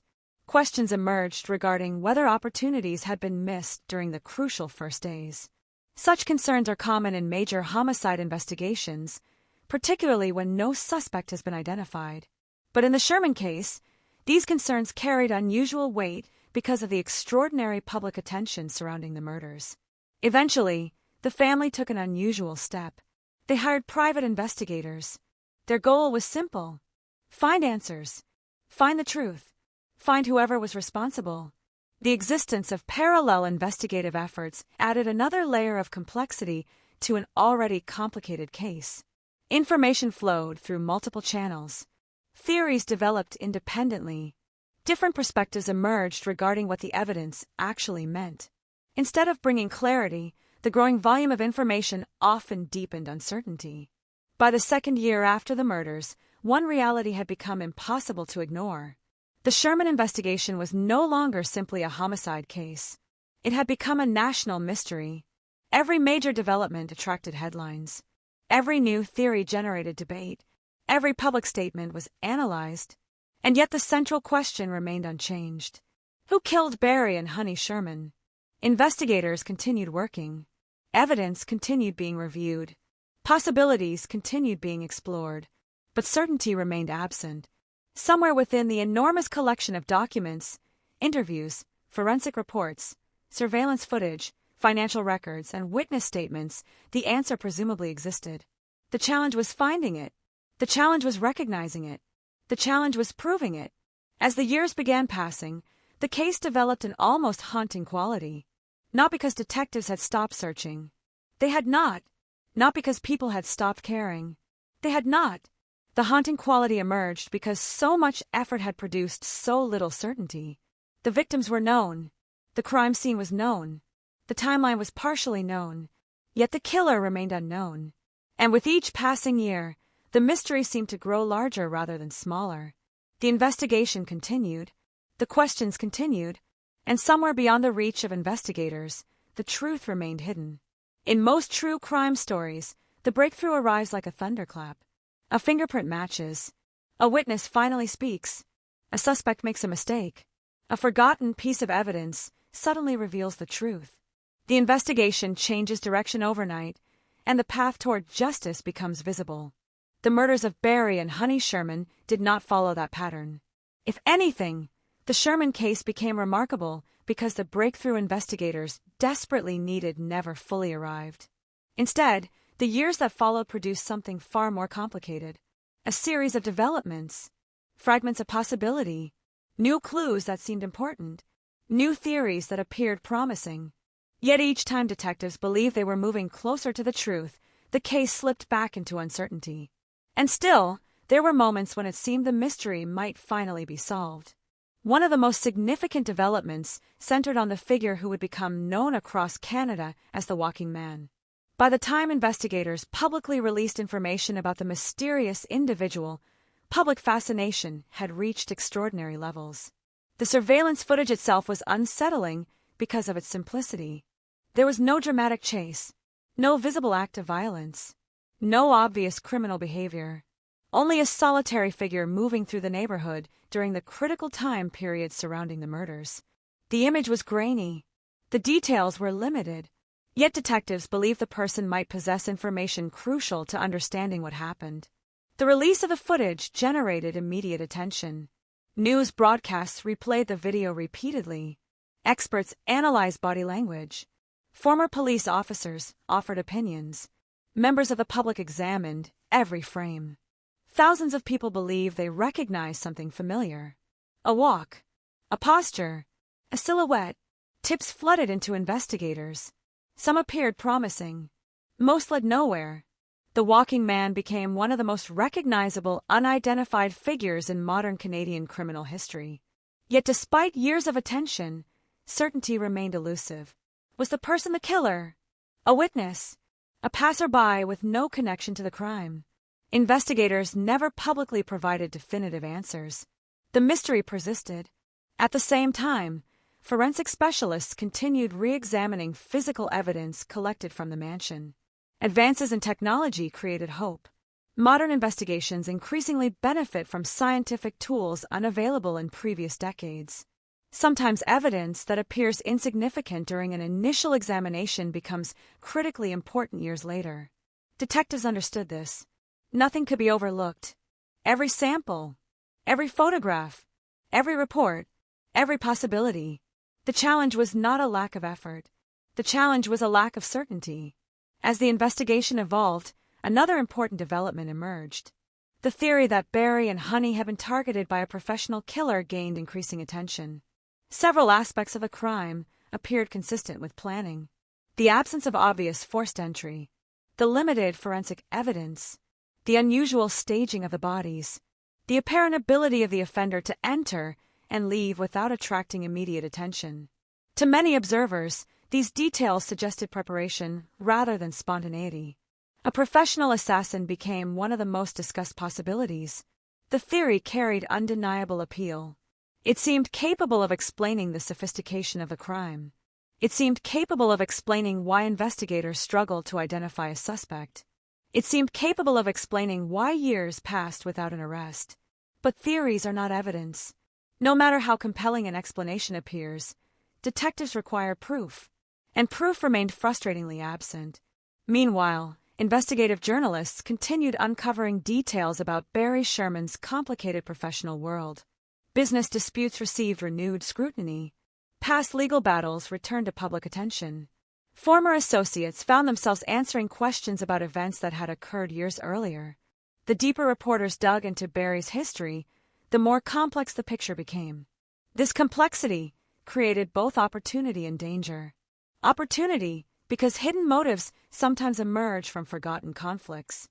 Danger, because speculation can easily outrun facts. Investigators needed to remain disciplined. They needed evidence, not assumptions. Yet every new article, every documentary, every media report added additional layers to public understanding of the case. The mystery expanded beyond the police investigation. It became part of Canada's national conversation. Questions emerged, not only about who committed the murders, but also about why the case remained unsolved. How could two prominent individuals be killed inside their own mansion without a clear resolution? How could such a high-profile investigation produce so few answers? Why had no arrest occurred? These questions intensified pressure on investigators. Pressure can be useful. It can also be dangerous. High-profile cases often generate demands for immediate results. But homicide investigations do not operate according to public expectations. Evidence appears when it appears. Witnesses cooperate when they choose to cooperate. Truth emerges on its own schedule. The Sherman case repeatedly demonstrated this reality. Several years into the investigation, law enforcement officials continued emphasizing that the case remained active. Detectives had not stopped working. Leads continued being pursued. Information continued being reviewed. The absence of public breakthroughs did not mean the absence of investigative activity. Still, frustration was impossible to ignore. Family members wanted answers. The public wanted answers. Investigators wanted answers. Yet the central mystery remained intact. The private investigation commissioned by members of the Sherman family introduced another significant dimension. Unlike police investigators, private investigators often approach cases from different angles. Their methods can vary. Their priorities can differ. Their perspectives sometimes reveal possibilities overlooked elsewhere. Reports emerged suggesting that private investigators had reached conclusions that diverged from certain early police assumptions. These differences fueled additional debate. Were detectives focusing on the correct suspects? Had critical opportunities been missed? Were investigators interpreting evidence properly? Such questions became recurring themes in media coverage. The result was a case that seemed perpetually on the edge of revelation. Every few months, a new development appeared. A new theory, a new report, a new interview, a new piece of analysis. Each development generated hope. Perhaps this would be the breakthrough. Perhaps this would finally expose the killer. Perhaps this would answer the questions that had haunted the case since December 2017. Yet the anticipated breakthrough never fully materialized. Instead, investigators accumulated fragments, pieces of a puzzle that refused to assemble into a complete picture. One particularly frustrating aspect involved motive. Many homicide investigations eventually identify a clear reason behind the crime. Money, revenge, jealousy, fear, personal conflict. In the Sherman case, multiple motives appeared possible. That abundance of possibilities paradoxically created difficulty. Too many explanations competed for attention. Too many scenarios remained plausible. Without a suspect, determining motive became nearly impossible. Without a clear motive, identifying a suspect became equally difficult. The investigation became trapped in a cycle. Each missing piece depended upon another missing piece. As years passed, the concept of a traditional breakthrough began fading. Detectives no longer searched for a single dramatic revelation. Instead, they searched for accumulation. One detail connected to another. One clue supporting another. One piece of evidence strengthening another.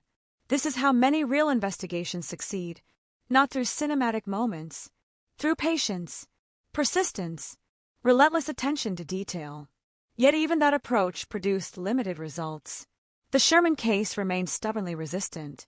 The victim's prominence ensured continued interest. Documentaries revisited the murders. Journalists published new analyses. Retired investigators shared observations. Experts debated interpretations of evidence. The mystery refused to disappear. In some ways, that ongoing attention became its own form of breakthrough. Not because it solved the case, because it prevented the case from being forgotten. Every article, every broadcast, every discussion kept pressure alive, kept questions alive, kept the search alive, and perhaps that persistence matters, Because history contains many examples of cases solved years or even decades after the crime. A witness remembers something important. Technology improves. Evidence is re-examined. Someone finally decides to speak. The breakthrough arrives long after everyone expected it. Could that happen here? Investigators have never ruled out the possibility. Neither have family members. Neither has the public. For now, however, the Sherman case occupies an unusual space. It is a mystery defined not by the breakthrough that solved it, but by the breakthroughs that almost seemed capable of doing so. The walking man, the forensic reviews, the private investigations, the evolving theories, each brought the truth slightly closer. Yet none carried it across the finish line. And so the search continued, somewhere behind the unanswered questions, somewhere behind the years of speculation, somewhere behind the carefully constructed theories. The truth still waited, hidden, silent, unrevealed. And until that truth emerged, the breakthrough investigators sought remained unfinished. In most criminal cases, the justice phase brings resolution.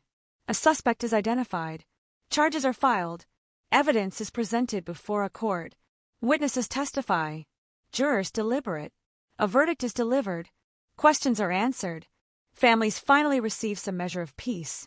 The murders of Barry and Honey Sherman never reached that destination. And that absence of resolution is precisely what makes this chapter so unsettling. Years after the deaths of the billionaire businessman and his wife, there was no dramatic courtroom confrontation. No prosecutor standing before a jury describing the final moments of the victims. No defense attorney challenging the state's evidence.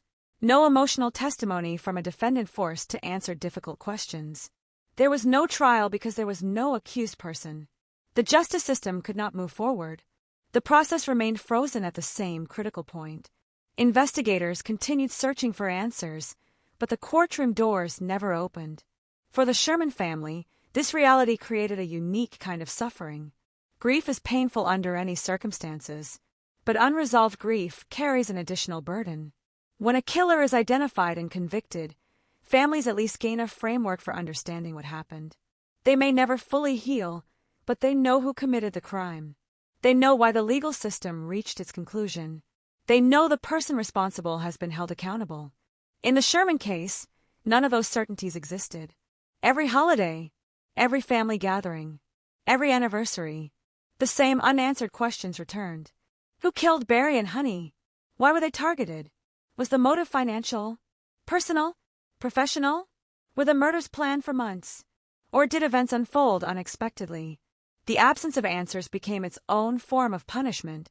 Meanwhile, public pressure continued mounting. As years passed, many Canadians began viewing the case as more than a murder investigation. It became a test of the criminal justice system itself. The victims were not obscure individuals. Barry Sherman had been one of the most powerful business figures in the country. Honey Sherman had spent decades supporting charitable causes and community initiatives. If a crime of this magnitude could remain unsolved, what did that say about the ability of law enforcement to solve complex homicides? Critics asked difficult questions. Supporters of the investigation pointed to the extraordinary challenges detectives faced. Both perspectives contained elements of truth. The reality was that homicide investigations are often far more complicated than television dramas suggest. Evidence does not always cooperate. Witnesses do not always come forward. Criminals do not always make mistakes. Sometimes investigators possess 90% of the puzzle and still cannot prove the remaining 10% necessary to secure a conviction. The Sherman case appeared trapped in precisely that situation. At various points, law enforcement officials publicly emphasized that the investigation remained active. This was not a cold case sitting untouched in a forgotten archive. Detectives continued reviewing evidence. Leads continued being examined. New information continued being assessed. The search for justice had not ended, but progress remained invisible to the public. And invisible progress can feel indistinguishable from no progress at all. The Sherman family eventually became increasingly vocal regarding the need for answers. Some family members expressed concerns about aspects of the original investigation. Others publicly urged anyone with information to come forward. Private investigators hired by the family continued pursuing independent leads. Rewards were offered. Appeals were made. The message remained consistent. Someone knew something. Someone had seen something. Someone possessed information capable of moving the case forward. The challenge was finding that person.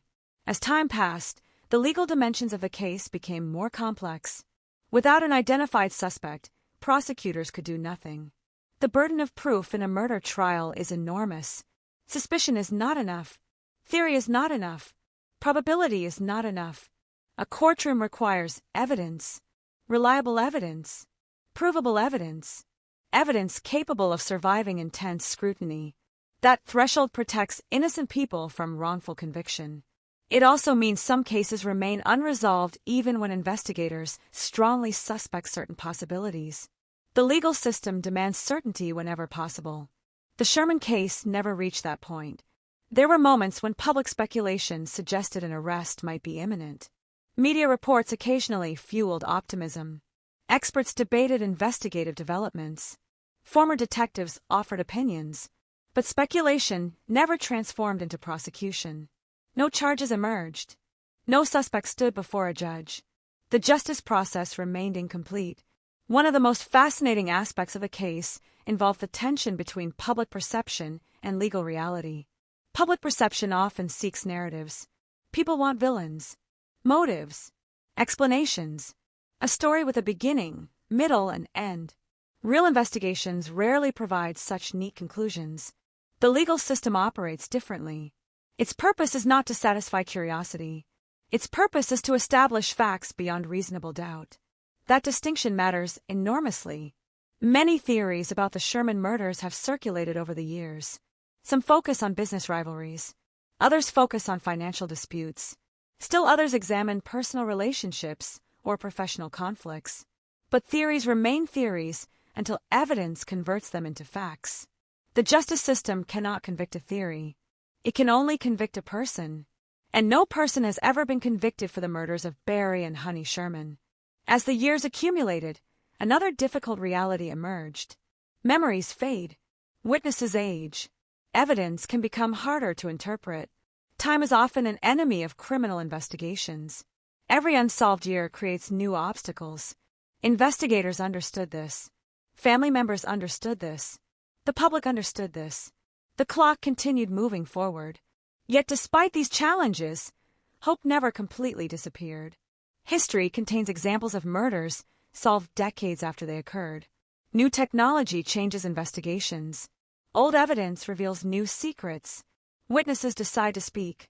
Unexpected breakthroughs emerge. The possibility remains. That possibility is one reason the Sherman case continues attracting attention. Because unlike cases that end in acquittal or conviction, this story remains unfinished. The final chapter has not been written. Somewhere beyond the headlines and speculation lies a simple truth. Barry and Honey Sherman lost their lives. Someone caused their deaths. Someone left the mansion believing they had escaped responsibility. And for years afterward, that belief appeared correct. The absence of justice is often measured not only by what happened to victims, but by what did not happen to offenders. No prison sentence. No conviction. No public accountability. No courtroom acknowledgement of guilt. Nothing. Just silence. For many observers, that silence has become one of the most haunting features of the entire case. Because the evidence clearly established one fact. Barry and Honey Sherman did not die by accident. They did not die from natural causes. They were murdered. The law recognizes them as victims of homicide. Yet the person responsible remains beyond the reach of formal justice. At least for now. And so this chapter ends not with a verdict, but with a void. A courtroom waiting for a defendant. A prosecution waiting for evidence. A family waiting for answers. A nation waiting for resolution. The machinery of justice stands ready. The question that remains is whether the truth will ever emerge strongly enough to set that machinery in motion. Until then, the Sherman murders remain suspended between crime and justice, between certainty and mystery, between what is known and what may never be known. And somewhere within that uncertainty, the final answer continues to hide. Years have passed since Barry and Honey Sherman were found dead beside the swimming pool in the basement of their Toronto mansion. The police vehicles that once crowded the street are gone. The yellow crime scene tape disappeared long ago. Reporters who spent endless days waiting for updates have moved on to other stories. The headlines that once dominated national news no longer appear every week. Time, as it always does, continued moving forward. But some stories do not truly end when public attention fades. Some stories remain suspended in uncertainty. The Sherman case is one of them. For the family, the aftermath has never been measured in newspaper articles or television broadcasts. It has been measured in absences. The empty chair during family gatherings. The birthdays that arrive without a phone call. The holidays that feel different no matter how many years pass. The milestones that should have been shared. The grandchildren who continue growing older while memories become increasingly precious. When a loved one dies naturally, grief often follows a painful but understandable path. There is sadness. There is loss. Eventually there is acceptance. When a loved one is murdered, the process becomes far more complicated. Questions refuse to disappear. The mind returns repeatedly to the same place. What happened? Why? Could it have been prevented? Who was responsible? For the Sherman family, those questions remain unanswered. And unanswered questions possess a unique ability to linger. They settle into everyday life. They appear unexpectedly. A photograph. A familiar voice in an old video. A family story repeated around a dinner table. Suddenly the mystery returns. The uncertainty returns.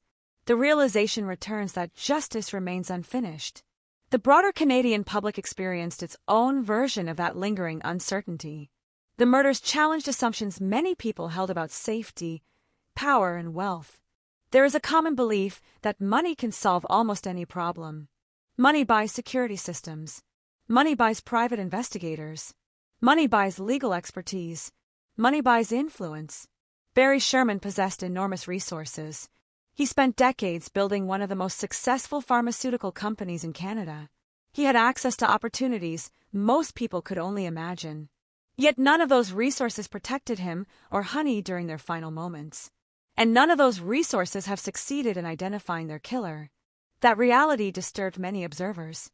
Because if two highly visible, extremely wealthy individuals could be murdered without a clear resolution, then perhaps the world was less predictable than people wanted to believe. Perhaps wealth offered fewer guarantees than it appeared. Perhaps power had limits.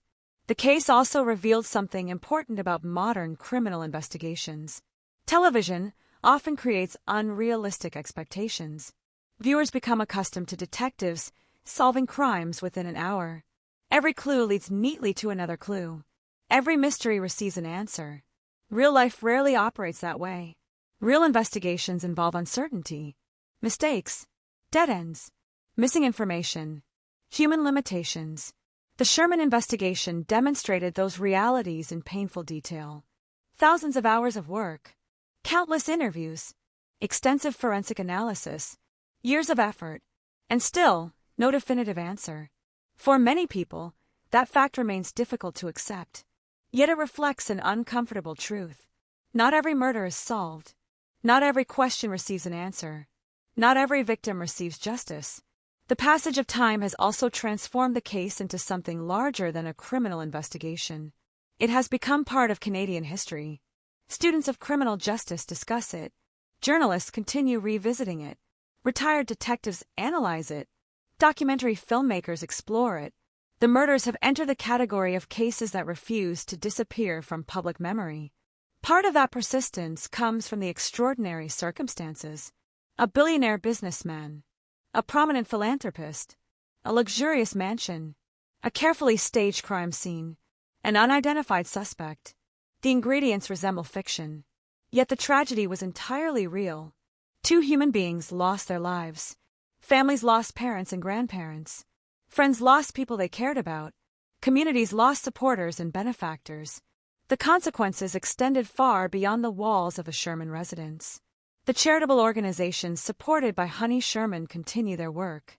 The business empire built by Barry Sherman continues existing. Buildings remain standing. Institutions continue functioning. The visible structures of their legacy survive. Yet behind those visible achievements lies a reminder that human life is fragile. Even the most successful lives eventually end. What matters afterward is often not wealth or status, but memory. And memory is where Barry and Honey Sherman continue to exist. In stories shared by family members, in recollections offered by friends, in photographs captured years before tragedy arrived, in moments remembered by people whose lives they touched. For investigators, the aftermath carries a different meaning. Unsolved cases possess a peculiar weight. Detectives rarely forget them. Even after retirement, even after years pass, the unanswered cases remain. A file sitting on a shelf, a photograph stored in an archive, a question without a solution. Many investigators who worked homicide cases describe a sense of unfinished responsibility. The desire to provide answers never completely disappears. One can imagine that the Sherman case occupies such a place, a reminder that despite extraordinary effort, certainty remained beyond reach.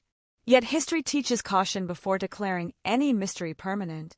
Cases once considered unsolvable have been resolved decades later. New technology emerges. Witnesses change their minds. Evidence acquires new significance. A single overlooked detail suddenly matters. The future remains unpredictable.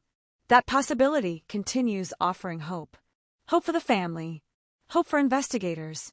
Hope for anyone who believes the truth still exists waiting to be discovered.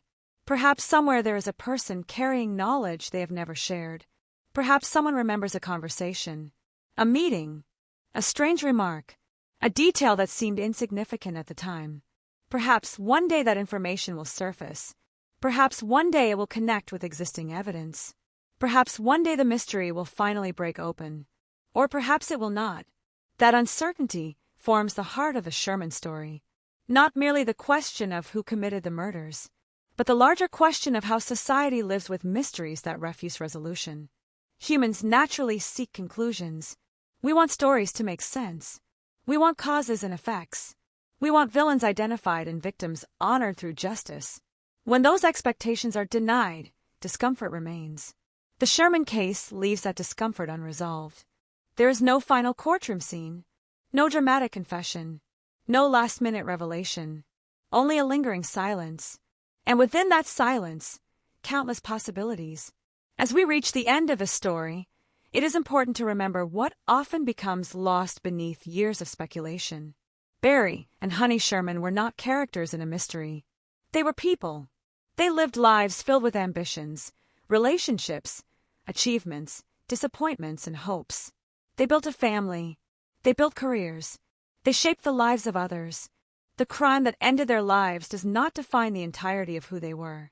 It represents only the final chapter.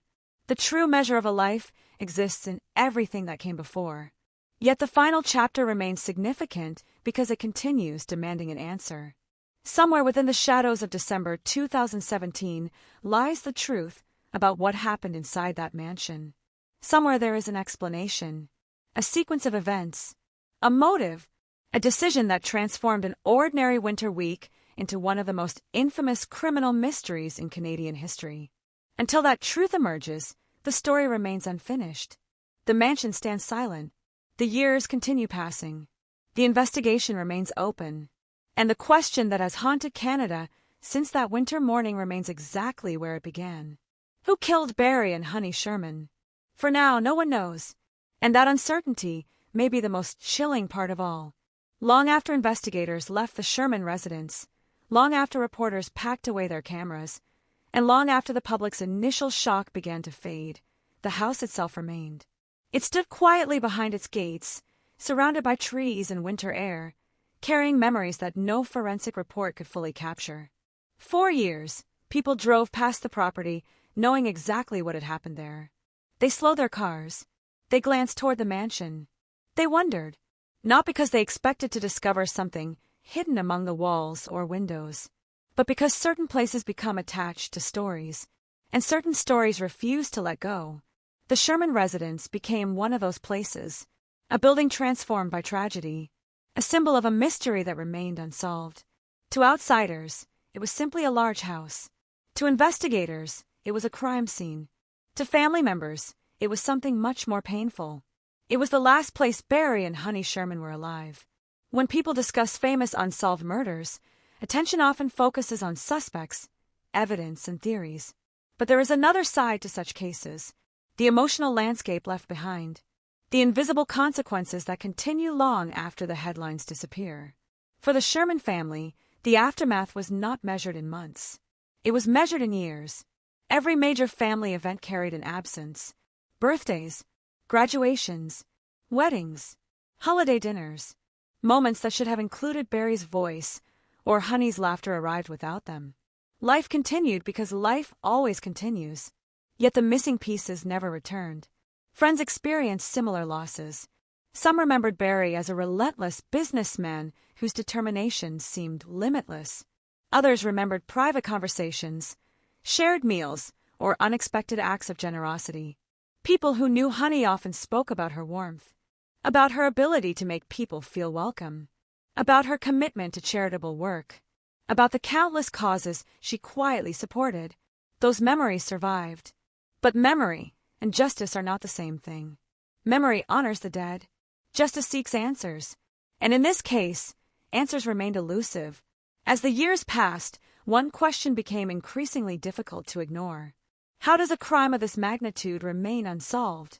The question surfaced repeatedly in documentaries, newspaper investigations, podcasts, and television specials. Experts offered explanations. Former detectives discussed challenges. Journalists reviewed evidence. Yet no explanation fully satisfied the public.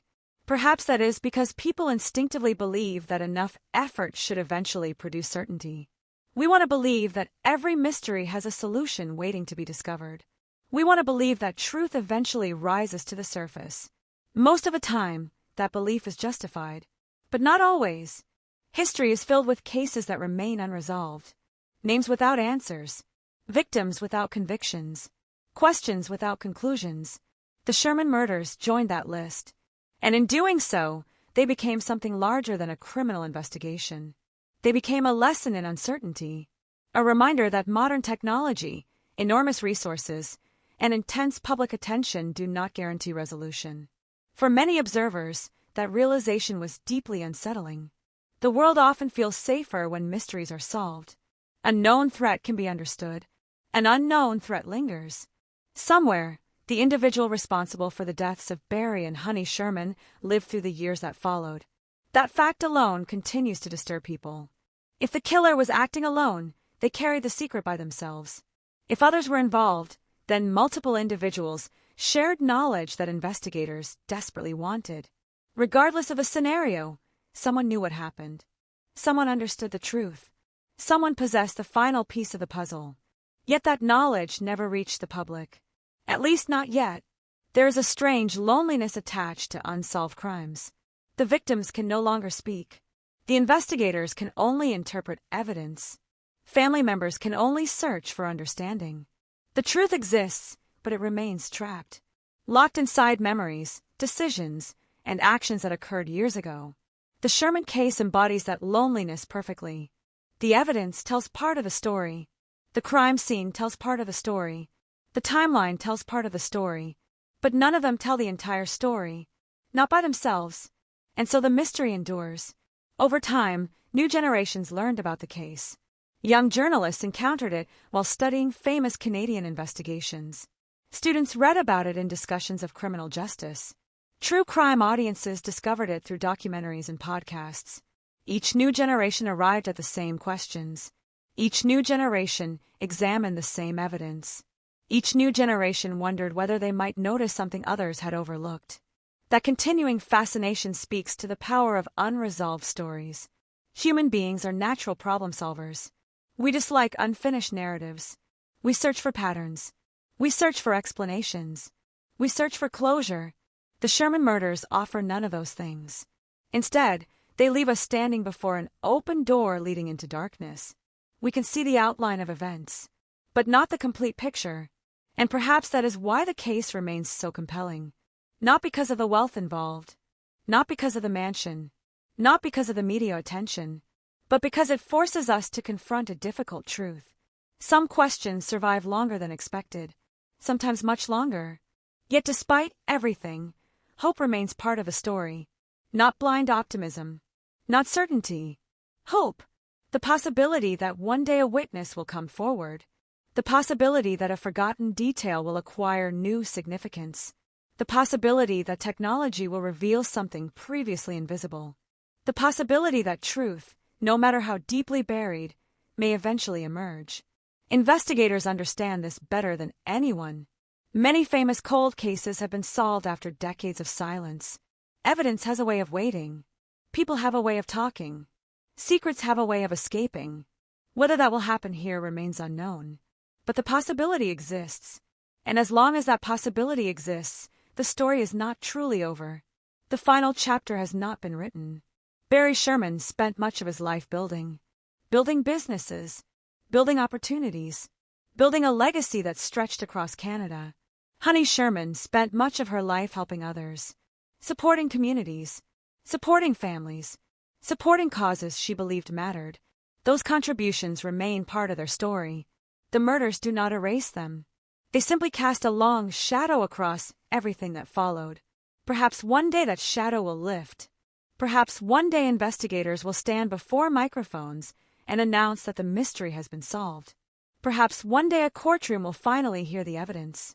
Perhaps one day the questions that have haunted Canada since December 2017 will receive answers.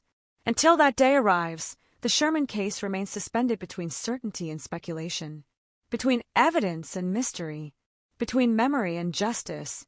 And somewhere within that space, Barry and Honey Sherman continue to be remembered not only as victims of one of Canada's most infamous unsolved crimes, but as two lives whose story deserved a conclusion that has not yet arrived. The mansion may be silent now. The headlines may appear less frequently. The years may continue passing. But the question remains, waiting, unanswered. Who killed Barry and Honey Sherman? And when the answer finally comes, if it ever comes, it will not simply close a criminal investigation. It will close a chapter that has haunted an entire nation for years. Until then, the mystery endures. Even years after the official investigation entered its long-term phase, the Sherman case never truly settled into silence. It only changed shape. What once was a breaking news story became a slow-burning national obsession. What once filled front pages became background noise in documentaries, podcasts, and legal discussions. Yet beneath that surface quiet, the case continued to generate movement as if it refused to stay frozen. Investigators who had worked the file from the beginning often described a strange feeling when returning to it after time away. Nothing appeared resolved, yet nothing appeared completely untouched either. New theories had formed in the public sphere. Old suspects had been reevaluated. Digital traces of conversations, articles, and analyses kept accumulating like sediment over time. One of the most persistent elements of this ongoing shadow was the idea that the truth might already be partially known by multiple people, but fragmented in ways that prevented it from becoming actionable evidence. In complex homicide cases, especially those involving wealth, influence, and private disputes, information rarely exists in a single, clean source. Instead, it spreads across relationships, memories, assumptions, and incomplete observations. The Sherman investigation became a textbook example of that fragmentation problem. Every new review of the case files seemed to confirm how many intersecting possibilities existed. Financial disputes overlapped with personal relationships. Business rivalries overlapped with legal tensions. Private disagreements overlapped with public reputations. Each layer added context, but also complexity. And complexity, in criminal investigations, can be both a guide and a trap.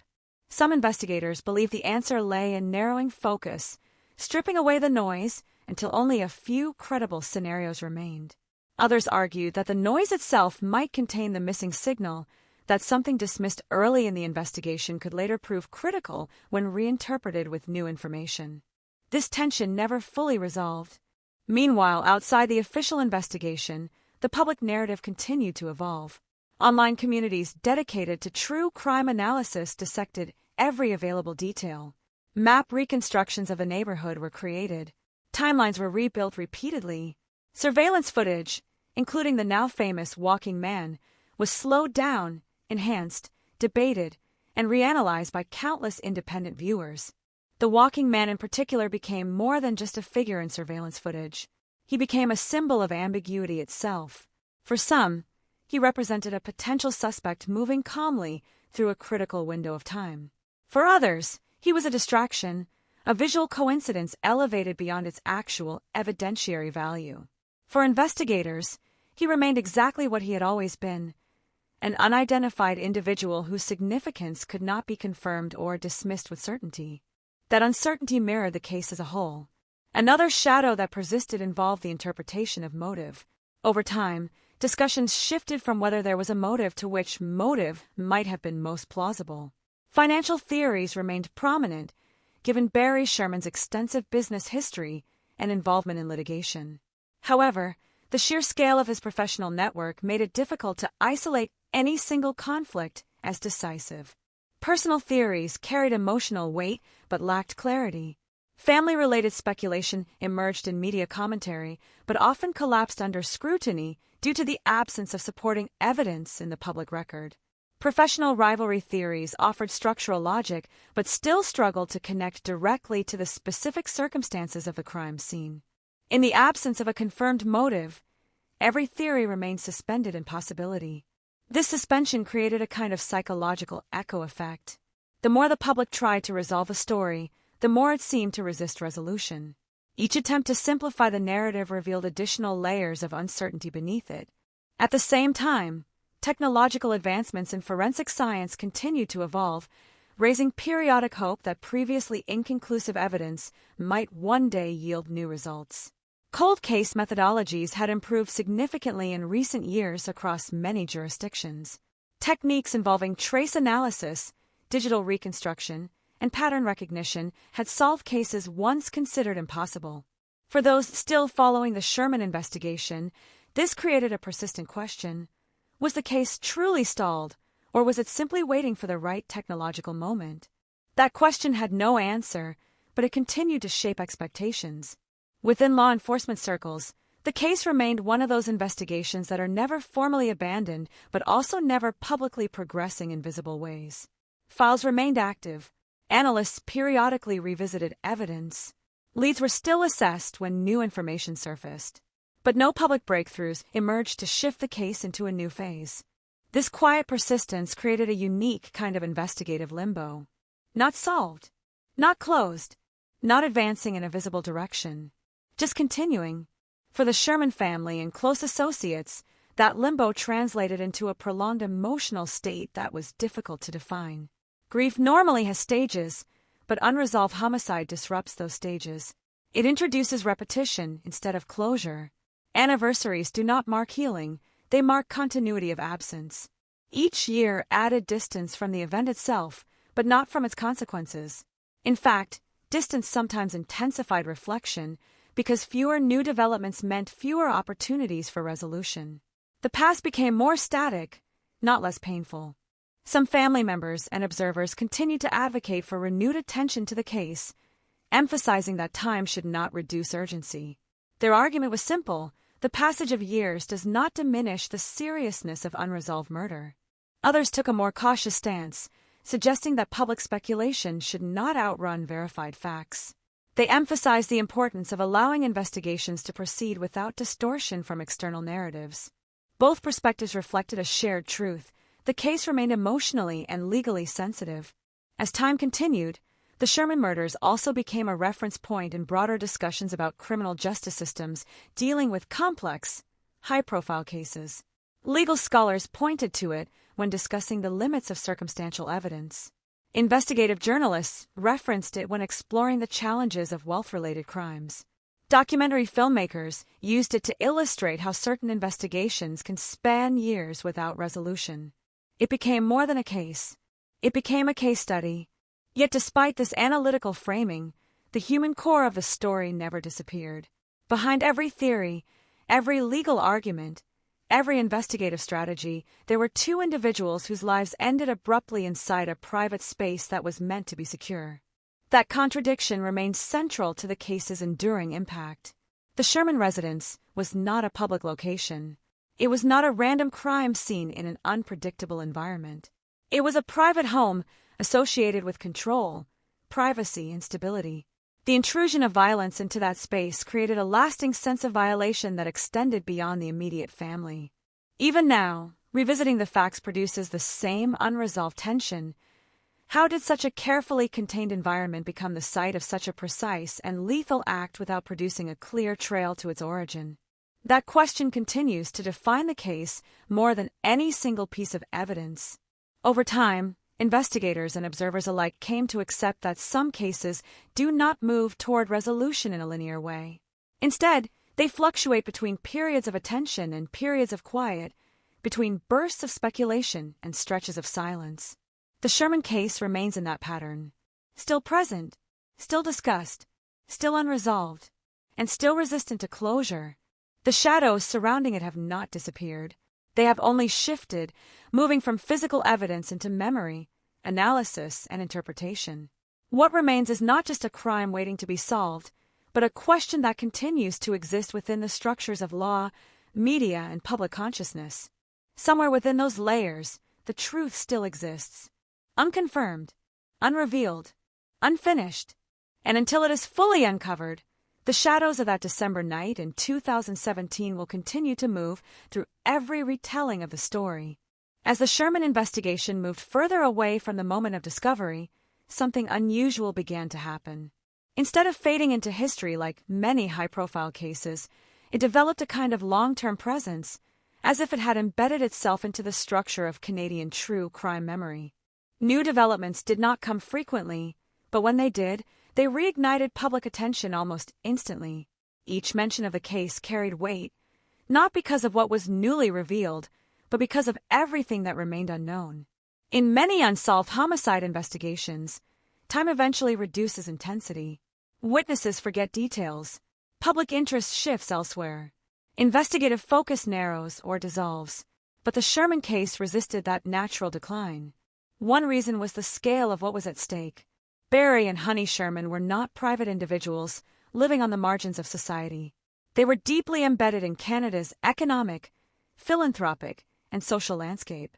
Their lives intersected with business leaders, political figures, legal professionals, and charitable institutions. That level of connectivity meant the case could never fully disappear into obscurity. Every new analysis of the murders inevitably revisited the same foundational tension, the contrast between visibility and invisibility. On one hand, the victims were highly visible in life. Their accomplishments, wealth, and influence were well documented. On the other hand, the person or persons responsible for their deaths remained completely invisible to the legal system. This contradiction became one of the defining psychological elements of the case. Investigators continued to operate under the assumption that the solution still existed within reach, even if it had not yet been identified. Cold case units, review teams, and forensic specialists periodically returned to the file, examining whether any overlooked detail could now be interpreted differently in light of new methods or insights. This cyclical process of review and re-review created an investigative rhythm that was slow but persistent. Nothing was permanently discarded. Nothing was fully closed. Everything remained potentially relevant. Yet despite this persistence, no definitive breakthrough emerged. As the years passed, attention increasingly shifted toward broader interpretive questions rather than immediate investigative ones. Analysts, journalists, and legal commentators began focusing less on who did it and more on why this case remains unsolved. Several recurring explanations emerged in public discussion. The first centered on evidentiary limitations. Even in well-resourced investigations, the absence of direct forensic linkage can significantly constrain prosecutorial options. Without a clear suspect connected to physical evidence at the scene, building a case that meets the threshold of criminal conviction becomes extremely difficult. The second explanation focused on investigative complexity. The Sherman case involved multiple possible motives, overlapping personal and professional relationships, and a wide network of potential points of conflict. In such environments, distinguishing relevant signals from background noise becomes a major challenge. The third explanation, more speculative in nature, involved the possibility of sophisticated planning by the perpetrator. Some observers suggested that the crime scene showed signs of deliberate staging or careful execution designed to minimize traceable evidence. While such interpretations were debated, they contributed to the perception of a highly controlled act rather than a spontaneous one. However, none of these explanations provided closure. They explained difficulty, not resolution. They explained complexity, not outcome. Meanwhile, the emotional impact on those closest to the victims continued to evolve in ways that were less visible to the public, but deeply significant in private life. Grief does not remain static. It changes shape over time. In the early stages, it is dominated by shock and immediate absence. Later, it transforms into memory, reflection, and often unanswered questioning. In cases involving unresolved homicide, grief becomes intertwined with uncertainty in a way that prevents finality. There is no clear endpoint to anchor emotional processing, no verdict to mark closure, no sentence to define consequence. Instead, there is continuation of absence, continuation of questions, continuation of waiting. For the Sherman family, this meant living within a narrative that could not be concluded. Every new year represented both distance from the event and proximity to its unresolved nature. The passage of time did not reduce the central mystery, it simply extended its duration. Public fascination with the case also evolved during this period. As true crime media expanded globally, the Sherman murders became part of a broader category of high-profile unsolved cases analyzed through multiple formats: documentaries, podcasts, investigative articles, and academic discussions. Each medium approached the case differently, but all returned to the same central reality: a double homicide with no publicly identified perpetrator. This lack of resolution is what continues to distinguish the Sherman case from many others. It is not defined by a known suspect awaiting trial. It is not defined by a closed investigation. It is defined by absence of answers, absence of accountability, absence of certainty. At the same time, law enforcement agencies maintain that the investigation itself had not been abandoned. In complex homicide cases, especially those involving significant resources and public attention, investigations can remain technically active for many years without visible milestones. This creates a gap between public perception and investigative reality. To the public, lack of updates often appears as stagnation. To investigators, continued case maintenance represents ongoing work, even if it does not produce immediate breakthroughs. The Sherman case exists within that gap, a file that is still technically alive, a mystery that remains unsolved, a set of questions that continue to be examined whenever new possibilities arise. Another important aspect of the case's long-term trajectory is the way it influenced discussions about investigative transparency and public communication. High-profile cases often generate pressure for updates, but law enforcement agencies must balance that pressure with the need to protect investigative integrity. Releasing too much information can compromise leads. Releasing too little can fuel speculation. Striking the right balance is difficult, especially in cases that attract sustained public attention. The Sherman investigation became a reference point in discussions about that balance, illustrating how complex it can be to manage both operational secrecy and public expectations simultaneously. As time continues to pass, the case increasingly occupies a dual role. It is both an active investigation and a historical reference, both a current mystery and a long-standing unresolved event, both a personal tragedy and a public case study. And within that dual identity, its significance has not diminished. If anything, it has deepened, because unresolved cases tend to gain interpretive weight over time. They become symbols of broader questions about justice, evidence, and the limits of investigative systems. In the case of Barry and Honey Sherman, those questions remain particularly pronounced due to the scale of their public lives and the absence of any corresponding legal resolution. There is a persistent awareness that somewhere within the available evidence lies an answer that has not yet been fully understood or connected. Whether that answer will ever be uncovered remains unknown. What is certain is that the case continues to exist in a state of suspended resolution. Not solved, not closed, not forgotten, and not yet concluded. The investigation continues to move forward in fragments rather than leaps, shaped by the gradual accumulation of small insights rather than dramatic breakthroughs. And until a definitive development emerges, the Sherman case will remain exactly what it has become over time. A question that refuses to close, a file that refuses to end, a story that continues to wait for its final chapter.